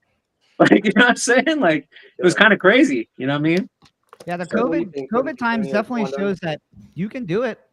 Perfect world wise, you can if you have the right connections, everything is running completely smooth. Like any kind of competitions that you use online with, like it's been done, it's possible to do it. So as long as everything's working. Yeah, no, I think at the moment now it's not there for the crowd voting for that. I think it can be onto a different platform. But as for the judges, eliminating them without I don't think that's a good idea at the moment with the crowd voting, but that could be definitely something happen down the road for sure with like the virtual realm getting more engagement with the audience and stuff like that. But I don't think it would be a big play into our culture at the moment. But who knows? Maybe down the road. But yeah, I'm not up for it. But I think it's something that you can create and see how things go, engaging with everyone, connecting, and see how it grows from there. Rick looks like he's thinking. What are you thinking, Rick? No. I'm like with everyone else. I'm saying like give it a shot, right? Like give it a shot. But just for me, as far as like going back to what you were saying earlier, like my personal experience, I like to experience these things, right? Again, because I'm not caught up. To me, a lot of the breaking events are like reunions. I get to like chop it up with someone I usually just see online on IG versus like actually, yeah, we're breaking bread. We're gonna go eat after this, or we're talking about like, to me, that's why I like the events, even though it's what I mean, even though it's just like it's just breaking, but those are the things that attract me to the events, is talking to the judges, talking to the DJs, possibly hearing new songs, seeing a new kid that I've never seen before. Who's this kid? I'm gonna watch out for this person for the future. So I like stuff like that. Well, I'm not against it either. I think People's Champ is a good idea too, because that's how it should go anyway. I feel like you should be rewarded if you're like if you even if you're not winning the competition, but the crowd loves you, you should be rewarded because they like you. There should be a reward for what I mean. In the YouTube chat over, Atami said that Break Connect has a feature where the spectators can pick their People's Champ in each battle. There you go. So, That's perfect. That's right. They do. All right. So okay. So now I'll leave it with this, guys. There's more people. You can have more people attend your event on the internet than anywhere in the planet. I agree.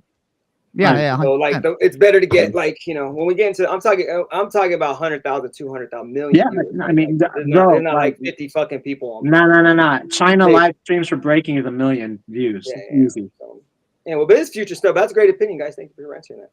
All right. So now that we got the highlight, which was the youth, just to make sure that Friction's highlight was the youth, and I like that. That's actually cool because he's thinking about the future. That's good. You're making me realize I gotta do this stuff for the kids too. Like anybody. Yeah, for sure, dude. For sure, you gotta guide them. Gotta guide Gen Z and their crop tops and baggy pants. Wearing like 90s. and their broccoli hair. Everything that's Gen Z. Right? Okay, so all right. Broccoli hair. That's me picking on it. All right.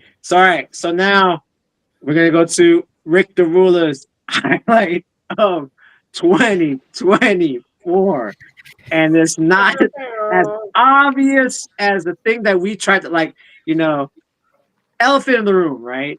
We're talking about elephant in the room. That's the podcast. Elephant in the room. Right? Another elephant in the room. Elephant in the room.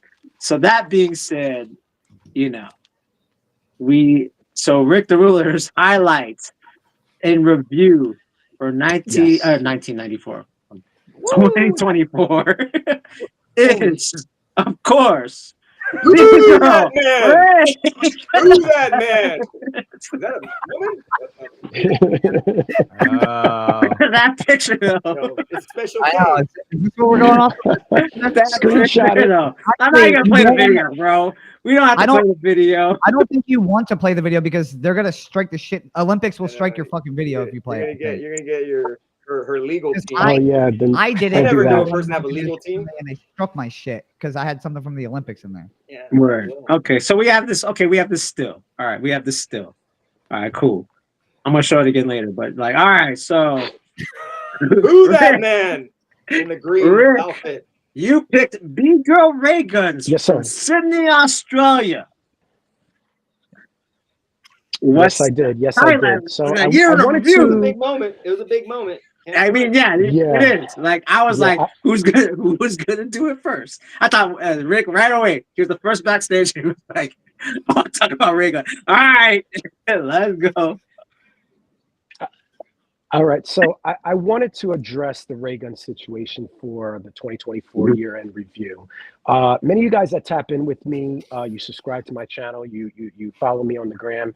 You know that my content is topic driven. You know what I mean? I'm more so culture community first before I address anything dance related or the dance aspect of breaking.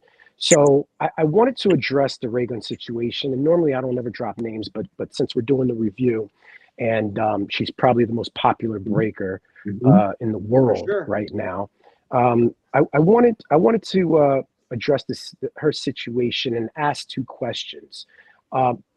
Question one is, well, before I even give you the questions, let me just go over what I mentioned to you guys earlier. Now, with regards to Ray Guns, I didn't start following her until maybe 2-3 weeks after the Olympics when she had already blown up.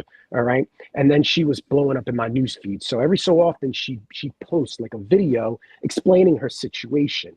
And what I would do is I'd go directly to the comment section. And I would notice that there were breakers in the comment section, breakers that we all know of notoriety, that were kicking her back in. They were kicking her, criticizing her, just real nasty comments, things of that nature. So I asked two questions. Why are so many people hating on her? Number one. And then I wanted to ask, what did she actually do wrong to deserve this type of criticism? Now, from what I know, from the information that I've gathered, she was breaking a decade prior to the Olympics. So she's technically a B girl. She's a breaker. You know what I mean? She was doing the damn thing prior to the Olympics. Okay. And not only was she doing that, from my understanding and the information that I gathered, she was teaching and educating and doing lectures because she has a PhD or something to that extent. And she was doing lectures in college with regards to breaking, hip hop culture, and things like that. Now, then the Olympics happened. She didn't do too well in the Olympics. Oh no, prior to the Olympics, she won fair and square, the Oceania qualifier, right? Fair and square, she won the Oceania. I wasn't there, so I don't know. Okay. And I had those five judges. I know Dom, that I judge that. So yeah, go ahead. All right. Well, I tapped into Dom's podcast and Dom broke it all down, like all the conspiracy theories, her husband being like a secret judge, all that was debunked. You know what I mean? So you're not wrong. You're not wrong. You're right. You're right. Correct me if I'm wrong. Yeah, you're right about the beginning of this. All right. So all right. So the information that I gathered, yeah, she won the Oceania qualifier fair and square. Then she made it into the Olympics, Paris 2024. She didn't do too well. Okay. However, the day after, she became an overnight viral sensation, right? And she was criticized by the entire planet, which ultimately elevated her. I think she got like over 150,000 followers Like overnight. You know what I mean? Now, correct me if I'm wrong. I'm just going off based on the information that I've gathered. She ended up signing with a talent agency. The talent agency probably went up to her and they're like, "Listen, we could turn this criticism into currency." Right? I'm sorry, I'm laughing at the Let's take all this stuff and let's. You don't like my background selections? Go on, Rick. So they said, all right, let's take this criticism, let's turn it into currency. Let's get your story out there. Let's get you chasing the bag, blah, blah, blah. Get you maybe doing some other stuff with regards to dancing, and then we can blow it up. And still, not only the general public, now I could care less about the general public, but still the breaking community criticized her, kicked her back in, told her this and that. She's a sellout. She's a culture vulture, things of that nature. Okay. Now, if I'm also, she also did something, if I'm not mistaken, she did some type of dance challenge, right? She did some type of dance challenge where she made a contribution back to the dance community. It was like 5,000 for a b-boy and 5,000 to a male dancer and a female dancer, right? So I'm wondering, I'm still wondering these two questions. I'm like, okay, so why are people hating on her? If she made a huge contribution back to the dance community after, making this money off people criticizing her, then why are people hating on her? what did she actually do wrong? I mean, a situation fell into her lap and she ran with it. Now, some people may argue, well, she's an opportunist. But if you ask me, I think many people, if they came across the same situation, if the same issue occurred to them personally, they would have ran with it. If they saw the bag and somebody was like, yo, listen, I'll give you 15 racks. I'll cut you a check, 15K. All you got to do is go on this talk show. Try 50. Tell your story. She got 50 from Virgin. It's not even 15. It was 50. 50K. Let's get that straight. Yeah. 50. 50. So, I don't know. Let's go around the table. I wasn't one to criticize her. I'll keep it so real right now. If anything, I'm a Raygun supporter. Okay, I'm a Raygun supporter. You know what I mean? I can't hate on someone of my own kind, of my own creed, someone who comes from the same culture, the same community, who happened to be caught in a fucked up situation, but she ended up turning that into something that benefited her and the dance community, because let's not forget, she did make a contribution back to the scene, to the dance scene. So I'll go around the table. Why are so many people hating on her? Tell me, what did she do wrong? So let me just tell you, Rick. Here's the issue. You're a rational person, and we're talking about the internet. People that have the attention span of a fucking goldfish. That's it. You're not wrong. But yeah, she didn't do that. No, I hear. Did you hate on her? Keep it real. Did you hate on her? In the beginning, I didn't hate on her. But when I found out that she did ballroom 10 years before she did breaking, kind of made me a little suspicious, But no, you're totally right, bro. Like, she didn't do it. She just got an opportunity and ran with it. And what I didn't like is they downplayed all the other B girls, which has nothing to do with Raygun. Like, she was just like the spotlight. That's kind of what pissed me off, that all our other B girls were like not even downplayed. And it made me really realize about the power of intention and clarity, because I kept saying over and over and over the whole year, the people that are going to blow up the Olympics are the B girls, right?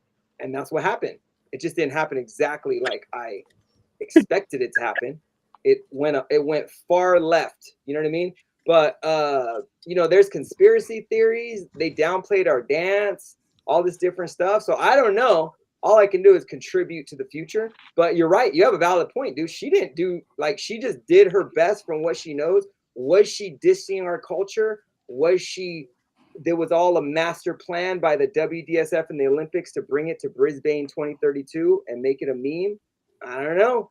But, it's just interesting. But I do think the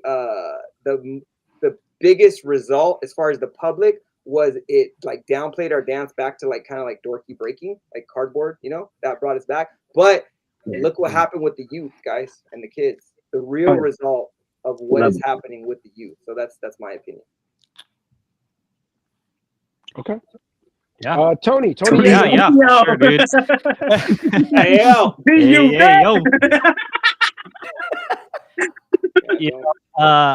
I don't hate on her. I think I don't hate on that. Nothing. The whole concept. I think it's great that she's doing what she's doing and moving along with it, moving forward, what she can, opportunities and take and do what she can, right, to help build her community or help build her through the breaking scene. But am I angry, or people are angry, could vouch probably, are there more qualified B girls to be on that stage? Yes, but as far as I've seen, there's a process to get through those to get qualified. But we live in a meme world right now, and through the content, through their arsenal, may or may not have enough, where other people, I read a couple comments on people's feeds where a general public, they are excited because even it's on the Olympic stage, but they can relate to those moves as well. All right, that's as a positive sector. But the negative, there's more qualified people out there. That's what I would be upset about. But I'm not behind the scenes or working on it. I was kind of enjoying it, watching it, giving it 2 cents of my feedback. But dude, it's we live in that meme world where her viral clip went exponential, and she's running with it. That's right? What the Olympics wanted, if you truth be told. behind the scenes. They wanted to hit a youth market. What better way to hit a youth market than me? They did what they wanted to do. Who's next? All right. All right. So Dominic D. I'll try to make this as short as I can. I have a lot of videos talking about the situation. That's true. Before I even start this shit, do you guys know about her with the music comedy thing that happened? Yep. Cool. So you're gonna tell me that's like fine concert? for her to copyright the Australian move and then go and try to shut down this comedy thing with her lawyers, and because they're the basically about legal to be team was like, "You have a legal team?" well, she has a legal team. She has a She whole has team. a- No, that's like really okay. Yeah, Right there. kind of wild. The legal team. Oh yeah. So, anyways, beginning, I was kind of about it. I was like, you know, we are a community where everybody that was part of the Olympics was like, we shouldn't be saying anything negative about the Olympics. We got to be positive. We got to support breaking. And then the fucking day after this went viral, we wanted nothing to do with her. Right? It's exactly what happened. She went up there. No, she's a joke. She did this on purpose. She knew exactly what she was doing. We are to blame because what we tell everybody in breaking is be yourself, be your own character. WDSF made one fucking qualifier to get into the damn Olympics for their location. She got in. Was her skill level up to par with everybody else? No, it wasn't. Should there have been more qualifiers before she made it to get up to standard with everybody else? Yes, there probably should have. So WDSF is a little bit part to blame with all this. First week, whatever. All right, guys, we kind of chill out a little bit. Everybody's kind of going too much. Now, I will say, no matter what, there should never be death threats or like going that far over the line with like fucking comments of everything. But I just feel like with the overtime, my opinion has kind of changed where I feel like she's kind of doing this. She's being a little bit fake for me, and I'm not about being fake. She's saying it has nothing to do with money, but you're going to go and threaten to shut this shit down. Exactly. For what reason? There's no reason. Not about she gave money. no There ain't no explanation. lawyers involved. And then to top it off, there's a guy on Instagram, the guy who is the owner of the nightclub, showed the reasonings of why she was being shut down or why her and her legal team was shutting them down. And it's ridiculous. Like, you can't take anything. She said that she just found out about it and we had to do it fast. She knew about it for months ahead. Everything she said, not everything, most of the stuff she said wasn't even true. And then what happens 2 days after that, after the backlash? She makes an apology video saying, oh, the show is back on. We made up. Everything is okay again. In the beginning, cool, man. I see it. It's a hustle. Everybody hustles in breaking. We all fucking do it. I get it. We want money. But where it's at right now, if I'm being lied to, if you're doing this shit for money, just be honest about it. If you're going to do it, be honest about it. It's the way that she is approaching the public and the breaking community about it that I'm not okay with. And that's the situation. In the beginning, I was all right with it.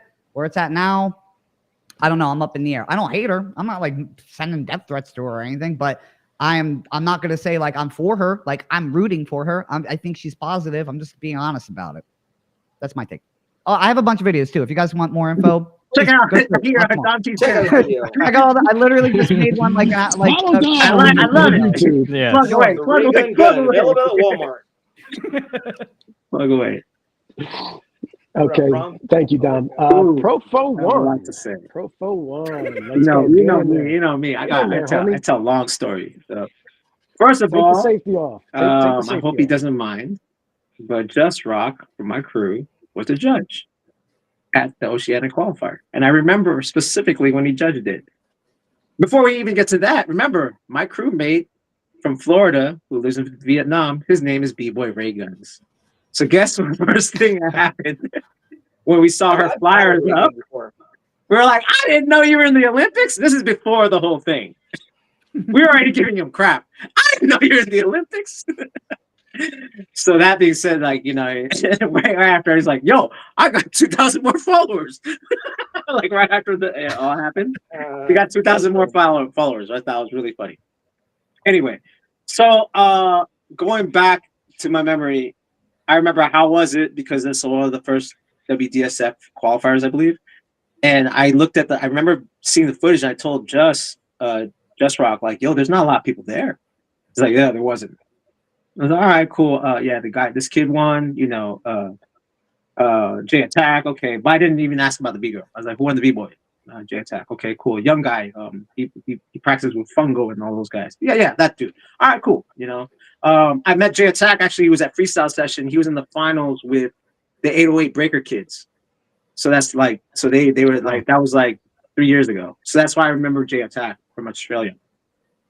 So I didn't think of nothing of it. It was just like not a lot of people there.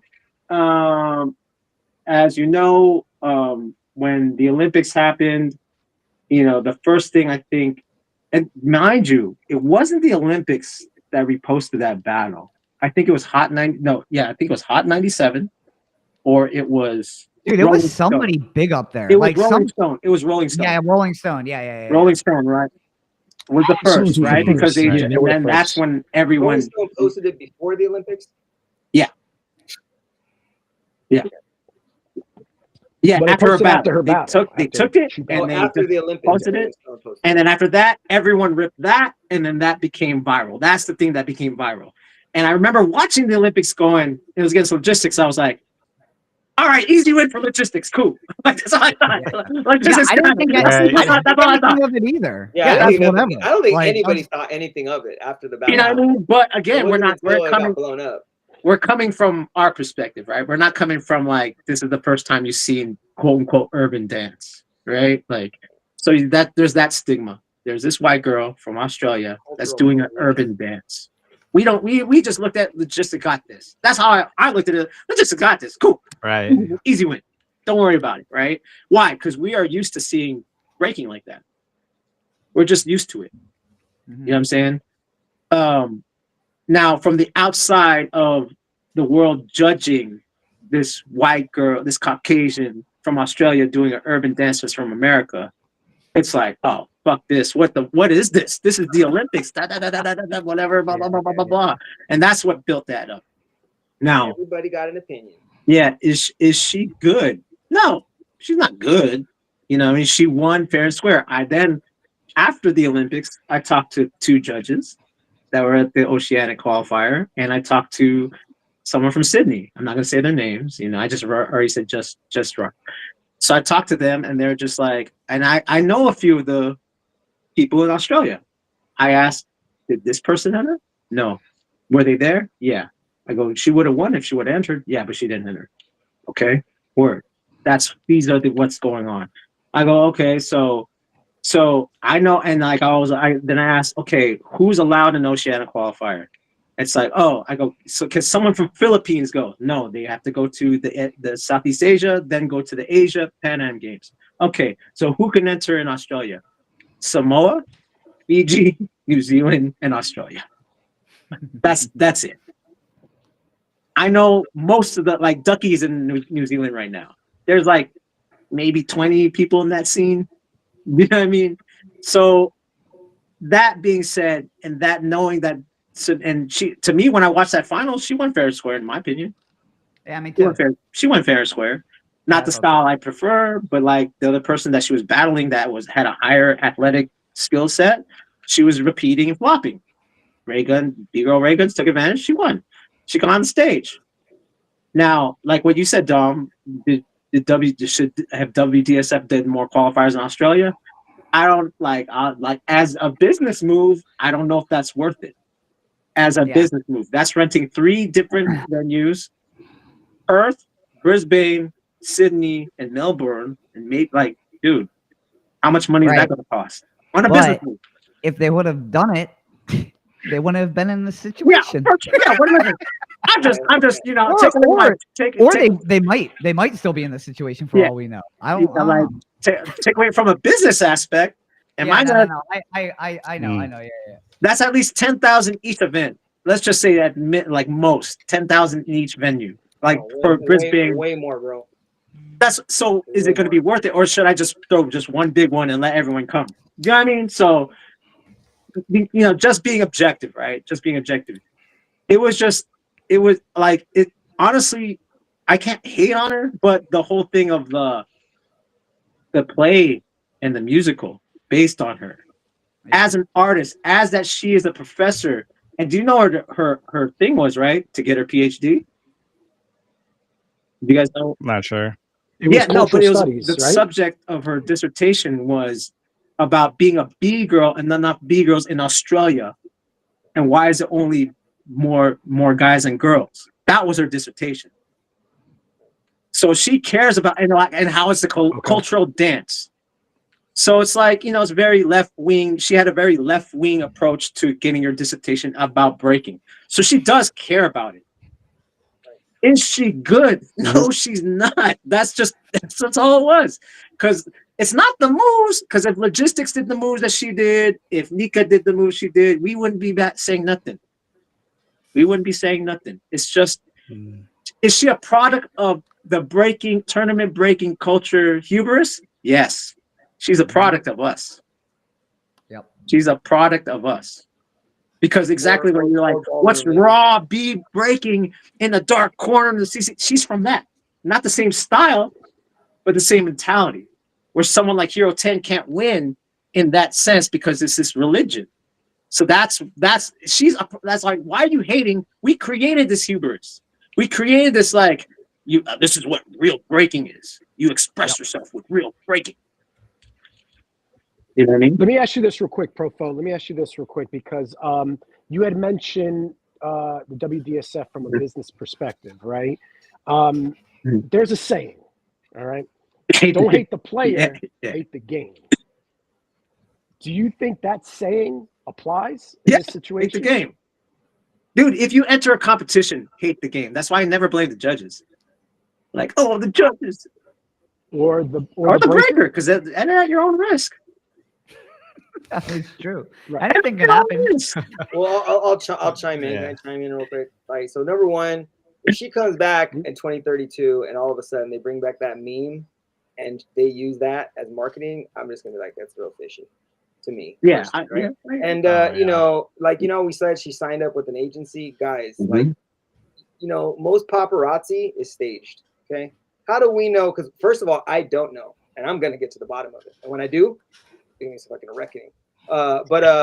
Like even her suing the person, how do we know she's not involved in that comedy show? And they're just using that for more press to sell more tickets. Because at the end of the day, guys, we don't know. Like professional sports are not about athleticism or fucking honor. It's about selling tickets, bro. Hot dogs, t-shirts, merch, advertising. That's what the business is about. So for the consumer, they're thinking, oh, this is all like for honor. No, it's not. You're selling tickets, bro. So anything you need to do to sell tickets. That whole lawsuit. I mean, as long as she's okay with people not liking her, then fine. You can do that. So, I don't know. So So Friction, let me ask you this. Since we're talking hypotheticals, right? I'm the king of curveballs, right? Now, suppose Breakin is able to come back in 2028 to the Olympics in light of Rayguns. Oh, you're talking about LA? Would you support it? Oh, you're talking about LA? Yeah, would you support it? LA, it's only inside information. Snoop Dogg's gonna do a little Olympics thing. Would you support it? It ain't coming back in LA. I understand that, but we're doing hypotheticals. Oh, I support it. Oh yeah, for sure. We're having events. If Breakin is able to come back in 2028 or maybe even 2032 in light of Rayguns. Rayguns is the catalyst that creates the movement to go into the Olympics. No, would you support it? No, I'm not down with Olympics ever again. Done. They like what I said, bro. They told us, they showed us what not to do. So now I'm just gonna show and prove. You know what I'm saying? For what I'm gonna do. But no, I don't support the Olympics anymore at all. They like kind of dissed us to a point where like it was really, really personal. So I don't like if they have the Olympics, fucking great, dude. And then I think they're gonna have it in 2032, and they're gonna have a hip hop Olympics in LA with Snoop. I can't get into detail because I don't know all the detail, but they're gonna have breaking in LA, just not on like the Olympic level. But it's gonna come back 2032 in Brisbane. But no, I don't really support the Olympics, But hey, bro, if they send me like a fat ass check, fuck it, I'll do it. I'll say, yeah, great. Go. I don't support. Support it. But technically, no, I wouldn't. Like I don't know. Like I think they disrespect this. Tony, would you support if Breakin was able to go back to the Olympics in light of Rayguns? If Rayguns was the iconic figure that helped Breakin get back into the Olympics, hypothetically, right? We're doing hypothetical, right?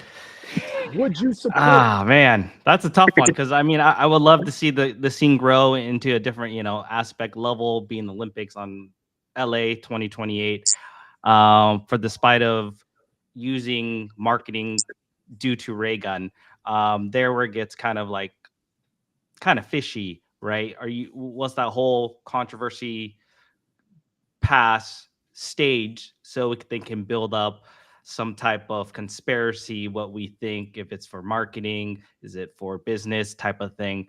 Man, it's a tough one. I mean, I would love to see the scene grow, but as a Spider Raygun, it's just like, man, it comes to business, right? Where it's like, okay, that doesn't make sense to, because of her. Now we got the marketing dollars to be here to do this, or not. I don't really know. I mean, I support as much positivity as I can, but part of that is like, man, recap to the past. Yeah, people may loved it or hate it. As for the community, it just seemed like it was just all part of a marketing scheme of a conspiracy. Just recap, like like Will Smith slapped Chris Rock. Was that staged or was that real? So I need ratings. Opens up a can of Yeah. worms. Dominic D, would you support it, homie? Would you support it if Raygun was? I'll Go ahead, probably do exactly what I did for this Olympics. I don't really care. So I honestly, I believe him. like, what do you mean by support? Like, do a live stream, be like, guys, this is the Olympics. Like, I just don't give a shit about the Olympics. I didn't really care about it then. 32 comes up. They put, let's just say this, WDSF most likely hearing some stuff about behind the scenes stuff, might have Raygun sooner than 2032 Olympics and some marketing type shit. So, like I said, like I'm telling you what it was in this year, what it's going to be in 2032. I don't give a shit about the Olympics that much. That's about it. That's all I can say. Is it cool, the Olympics with breaking? Yeah, but like what did 2024 really bring us with the Olympics? That I mean, I wasn't really excited. It's cool to see in the Olympics, but I thought a lot of that shit was corny also in the Olympics. So 2032, I'm probably going to feel exactly the same way as I felt about this way. So kind of just neutral with it. That's about it. Okay. Yeah, and that like support, like that's a good point. Like the support meaning, like like what way are we gonna support? Are we gonna attend? Are we gonna promote it? You watch it, you support it, Yeah. I think, So I mean, that once upon a time. Well, there was once upon a time a lot of people were posting 2024. They were like the flyers, right? Yeah, the flyers, right? Yeah, there were people that were for it. Nah, I mean, I didn't really do any of that stuff either. So it is what it is. Like if it comes up, it comes up, and I'm like, cool, Breakin's back in the Olympics. But am I gonna like make a campaign and be like, oh yeah? I just I don't. It's not on my mind to be like, yeah, let's go full throttle because I hope the Olympics sees my commentary and they want me to be on. And it's nothing. It's whatever. Pro Fizzy, thank you, Doug. Yeah. Pro Fizzy. Would you support it, homie? Two things though. One, if WDSF is not a part of it and we have a different government body, you know what? It's pretty good. That was a good one. Or if it is WDSF, have the committee separate where they don't have a say, and the people in the scene vote who's in the committee. Yeah, something that's more transparent. Yeah, that's not gonna happen. Something like I'm just saying within the perfect world or whatever. That's where I would support it. Other than that, I'll watch it. Yeah. But these are the things as far as marketing. People shouldn't be on stage when they don't have to host. When they had other options of people that Snoop there who could have hosted, they didn't have that. Why are these guys hosting? And I get it. Have one person from the scene. Then have Snoop Dogg. That would have been cool. Have Snoop Dogg rap. That would have been cool. The best part of the Olympics was the music. Yeah, that was great. The best part of the Olympics. You heard Redman. You heard classic breaks because UMG, right? Universal owns NBC. NBC owns the rights to the Olympics. So they had all the access to Drake and everyone. Yeah, but there's no stopping the smart b-boys in our community to get together and start our own organization. Yeah, so that's what I'm saying. Like a different governing body. Because that's one thing I've been kind of telling people in the inner circle. Like people ask like they say, oh, I'm not getting paid what I'm worth. Okay, so you don't get what you're worth. You get paid what you negotiate. So they're like, okay, You want to get paid with your worth? Yeah. Okay. Let's say you're worth $5,000, right? Oh, I want to get paid for $5,000. What if the market pays you $1 million? Do you want to get paid with your worth, or what the market's going to pay you? Yeah. Right. So we just, as a community, if we get together and get the right people and build enough marketing, or build a big enough market, big enough revenue streams, who's to say we can't just be like, hey, WDF, we're going to buy the organization, and they're like, write a big check, and they're like, fuck it, take it. There's nothing stopping us from doing that. It's just, we're a bunch of like, all this stuff is teaching us what not to do. Sounds hot. Yeah. So the WDSF, they just had an opportunity. They took it, and like Rick pulled up a great point, dude. Like, she just had an opportunity. Like, you're all mad at her. Yeah. Like, most people will do the same shit, So the only thing is about that thing that I would disagree is that her dissertation was about being a woman in this industry and how she's not being respected, yet she's taking money from a small club. That's the fucked up part. Yeah, 100%. You wrote your dissertation about that. You know what I'm saying? So there's some holes in the story there. But. Well, to be fair, Profo, I mean, there's brands and organizations that are currently in the breaking scene that take so much from the breaking scene, including finances, money, right, funding, and they don't give back to the breaking scene. They take it and they run. I'm not going to drop any names. But there's a lot of and the breakers support that. They don't never jump in and say, hey, homie, you're making so much money off the scene. Why don't you think to give something back and make a contribution? What do you mean exactly? Like an event? Yeah, I'm curious as well. I don't really want to drop a name, because if I drop a name, I'm giving people clout. You know what I mean? I'm talking about a business. Okay. Because if it's an event, no one's making no money for no one. Nobody's making money on that. Like Disney said a good thing. Disney said a funny thing when he said he went to Korea, and it's very true. It's like, when I went to Korea, I found out that there's a bunch of money in breaking. It's just not for B-boys. Yeah. So, I don't know. I'm just saying, So when it comes to that, that was the only thing that's fishy. Besides that, we created her. We made our bed. We have to lie in it. That's just what it is. This is like, it's like, oh, it's her. It's like, no, we allowed this, because if we said breaking was a sport, she would not exist. She would not exist if we said it was straight up breaking. No. If we said it was a sport and our criteria is based on strictly athletics, she would not exist.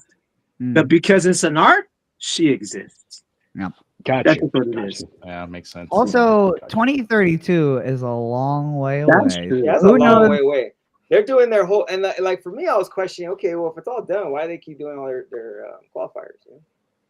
They know it's gonna be they know it's gonna be. Going on. It's on its last leg, and mostly Asian countries support it. Oh my god! Did you see like the? And that's Asia, like Asia. Oh it's man, that was bad. That qualifier, I was like, yo, there is nobody. Like for Asia to have no seating, that's a bad sign, because you saw that clip with Menno and Sugar Kicks in them.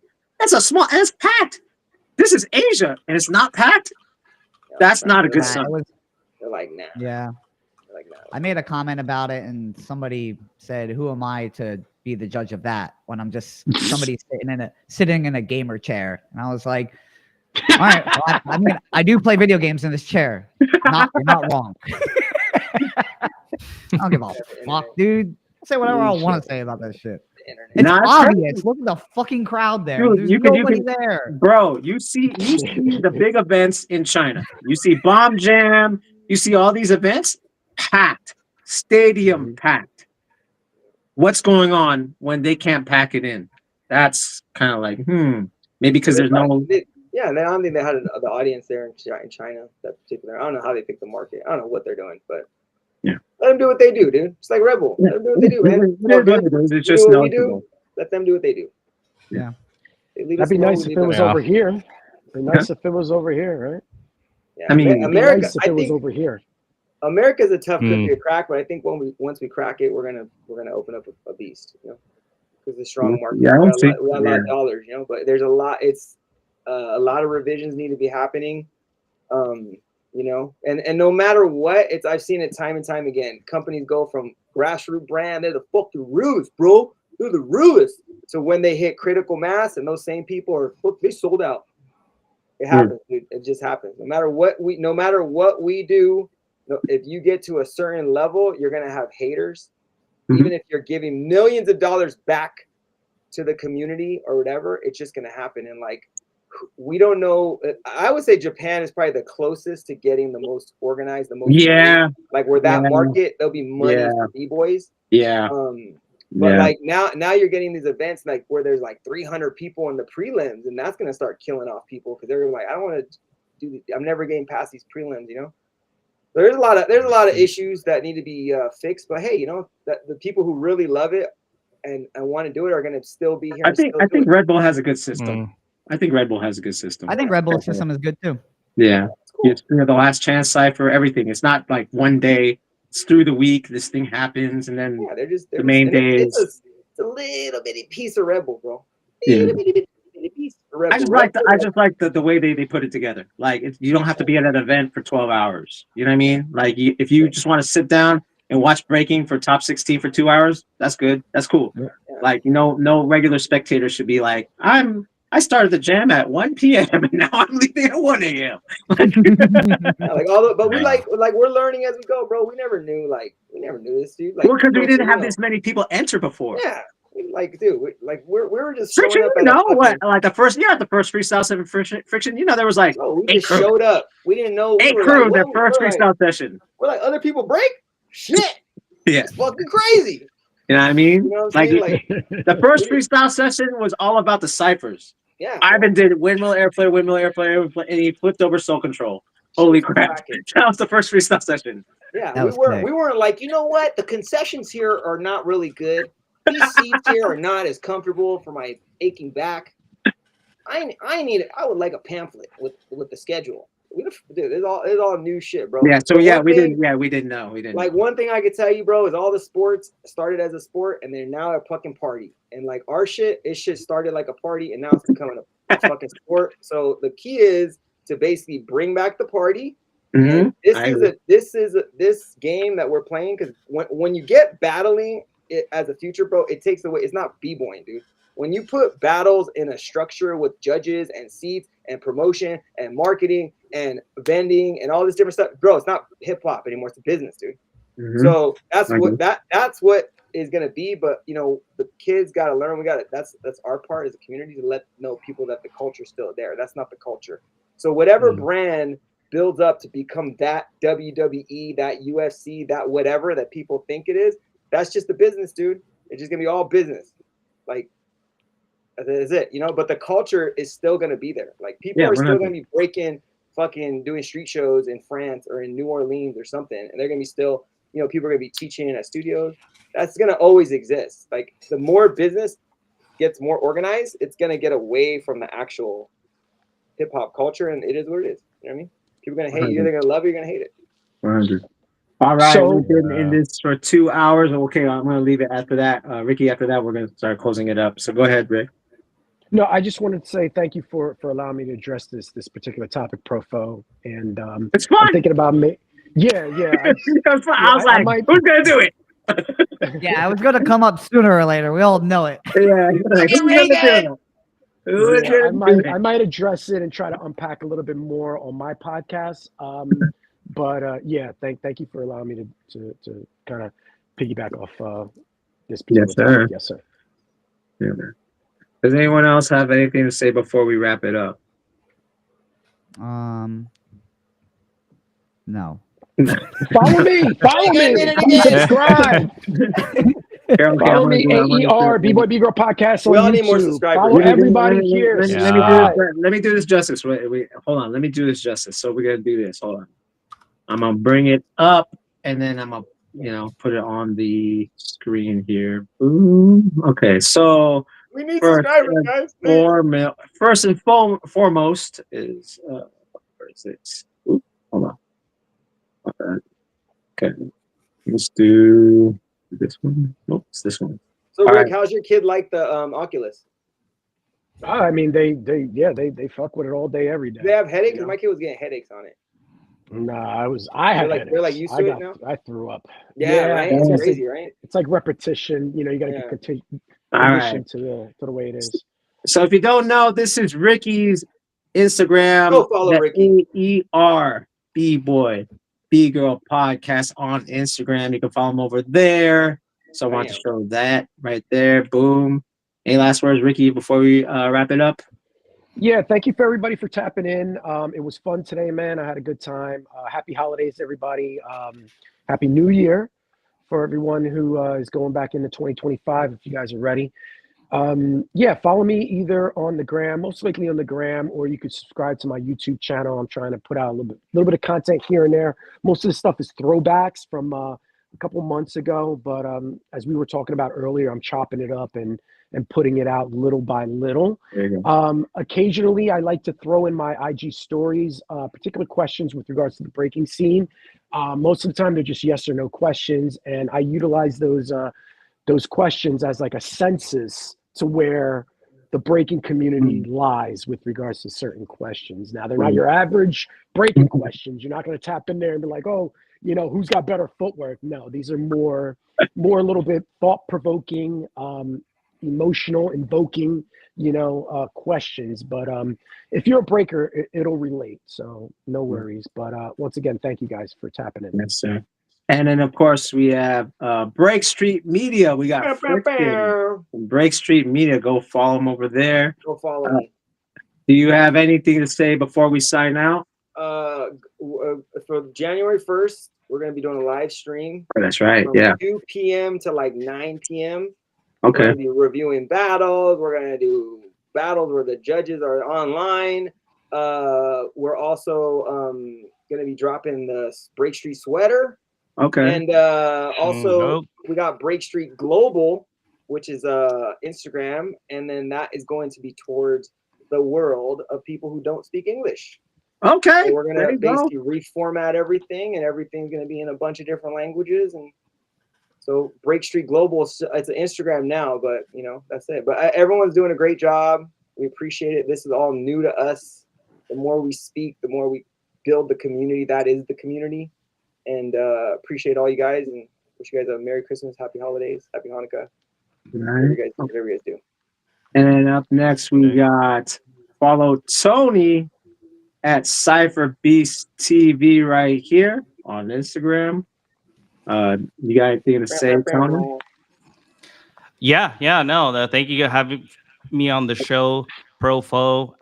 Definitely, it's been a blessed year. It's been great connecting with everyone here on the channel and everybody that connect down the road. Like I mentioned, I'm from Portland, Oregon, building up, going around the states, going to sessions, going to events, to meet and greet whoever, just to build my horizon and see what's out there in the world. I've been really closed-minded in my hometown around the Northwest. And so, there's a lot out there, opportunities out there to meet and greet and expand that knowledge, what you see down the road. And hopefully you guys follow this channel, check it out, the YouTube, and hopefully inspires and motivates you to be either the next superstar or the questions that you want to ask somebody that I have answered it for you. So stay tuned. There's some more projects down the road, but thank you. Man. All right. We got my man Dom Key. Now I'm going to put up your YouTube because I'm sure a lot of people follow you on Instagram already. And so we're going to put up your YouTube instead. Sweet. You got 3,000, huh? All right. I see you. I see you, Dom Key. That's it, guys. Let's shoot for 100,000 subscribers next year, guys. Yeah. I just minimum. I got my partnership back with YouTube, so I'm trying to really push it. So lately I've just been making content again. I did this a lot in 2020, 2021, and I kind of got burned out from doing it. So I'm just back into it. I have a Patreon now as well. That I've been kind of teaching a little bit over there as well. Other than that, I don't really have that much to say. I like to just chill and talk about breaking and gaming and just kick it. I'm just a nobody in a gamer seat at the end of the day. Just subscribe wherever, follow. I appreciate it. I like talking a lot of shit. Obviously. Hey, what does it say? It's like, stop sitting on the fence. Yeah, stop sitting on sitting the on the fence. fence. It's I sit okay on the to fence be all the negative time. sometimes. We need it. I sit on the fence. I whistle. I dance on the fence. I dance on the fence. Yeah, I dance on the fence sometimes. I'll say that, but most of the time, especially lately, I've just been like, "Yo, I mean, what's gonna happen?" I don't know. Call out culture. I mean, not Call out culture. B-boy call out culture. That kind of There you go. All right. Profo, yeah. I'm sorry if I could promote one last Go for social, if it's okay. Yep. For those of you guys that are out there, please subscribe or follow Break Infinite on IG. Oh, It's an wait. Let me organization get out to that. here. Yeah, let me get to that. It's an You guys just organization had that I'm Jingle Down. involved That in. shit was dope. Yes, we recently organized the event, Jingle Jangle Jam. Salute to Rich Nice. He was spearheading that event. We're an organization that tries to provide resources with regards to education, event organization. I mean, you name it. We're there. We're there to try to provide as much possible with regards to the breaking community, especially in the tri-state area, New York, New Jersey, Philadelphia. If you guys get an opportunity, please, we try to get our numbers up. And if you guys got any questions, feel free to reach out to us behind the scenes. And you know, there's a bunch of us that we're involved in, and we'll be more than happy to help you out. Oh, hell yeah. All right. So again, this has been a really good show, guys. Like I really have fun. You know, I'm usually talking when I'm doing stuff like this, it's an interview, and I'm like more into just asking questions to, like, you know, again, like this is you guys are the youngest that's been on my podcast for a while. Everyone's like 45 and I'm up. not young. I'm an old Dude, shit. you are one of the youngest, sir. You have I'm 100-year-old? I had Quick Step on. I had, like, you know what I mean? Like we're everyone's over 50. You're right. Like the last time like anyone young was like maybe Kurt Rage 2 years ago or something like that, or like, you know what I mean? Like that was like the youngest, right? Or no, Donkey, you're the youngest. You're the youngest. I just look like a child. I'm secretly too. So it was good to kind of like just, you know, talk shop with you guys, because usually it's like I'm asking usually questions of history stuff versus like, and then when I'm doing the commentary on the B-Boy Network, it's just commentary, so I'm not really, you know, bouncing off anyone. So this is really good because, like, you know, like I'm usually just talking straight into the camera versus interacting with people. So, you know, thanks a lot. This has been really fun. A lot of people stayed tuned in too, which was pretty interesting. Just 5 heads talking. You know what I mean? I just got a fucking cease and desist from Raygun Enterprises LLC. Fuck. There you go. So thanks a lot to everyone tuning in too. Thank you for supporting the channel. Again, you can find me, and if you're watching here on live on Instagram at PRFO_FLGZ. This has been the trades, the Avengers edition. We gotta do another catch up soon, mid-year 2025, because I'm sure there's gonna be a lot going on. Yeah, I think there's gonna be a lot going on. Again, I'll be joining that 40 and up battle. This time I'll be 50 years old at that point, so that should be really fun. So yeah. 50 and up battle, dude. I know. Right? You gotta reset this again. Yeah. I know. That's why the possibility of 40 and up 2-on-2 that sounds fun. You know what I mean? You know what? Yeah, that's cool. probably a better idea. 50 and up 2-on-2. It just makes it more hype. When it's not all like, on you. You know, like I'm gonna hit up Hongted right now. Hey Hongted. Hey Hongted, are you coming to America? You want to do the 40 and up 2-on-2 now? But yeah, man, thanks a lot to everyone. Don't know when I'm gonna be on again. We will see. I've been more on Instagram lately anyway, but I will be on here with the shorts. And if anything, just pay attention. And happy holidays. Peace. And happy New Year, guys. Happy holidays. Stay on Happy for a little bit, guys. Stay on for a little bit.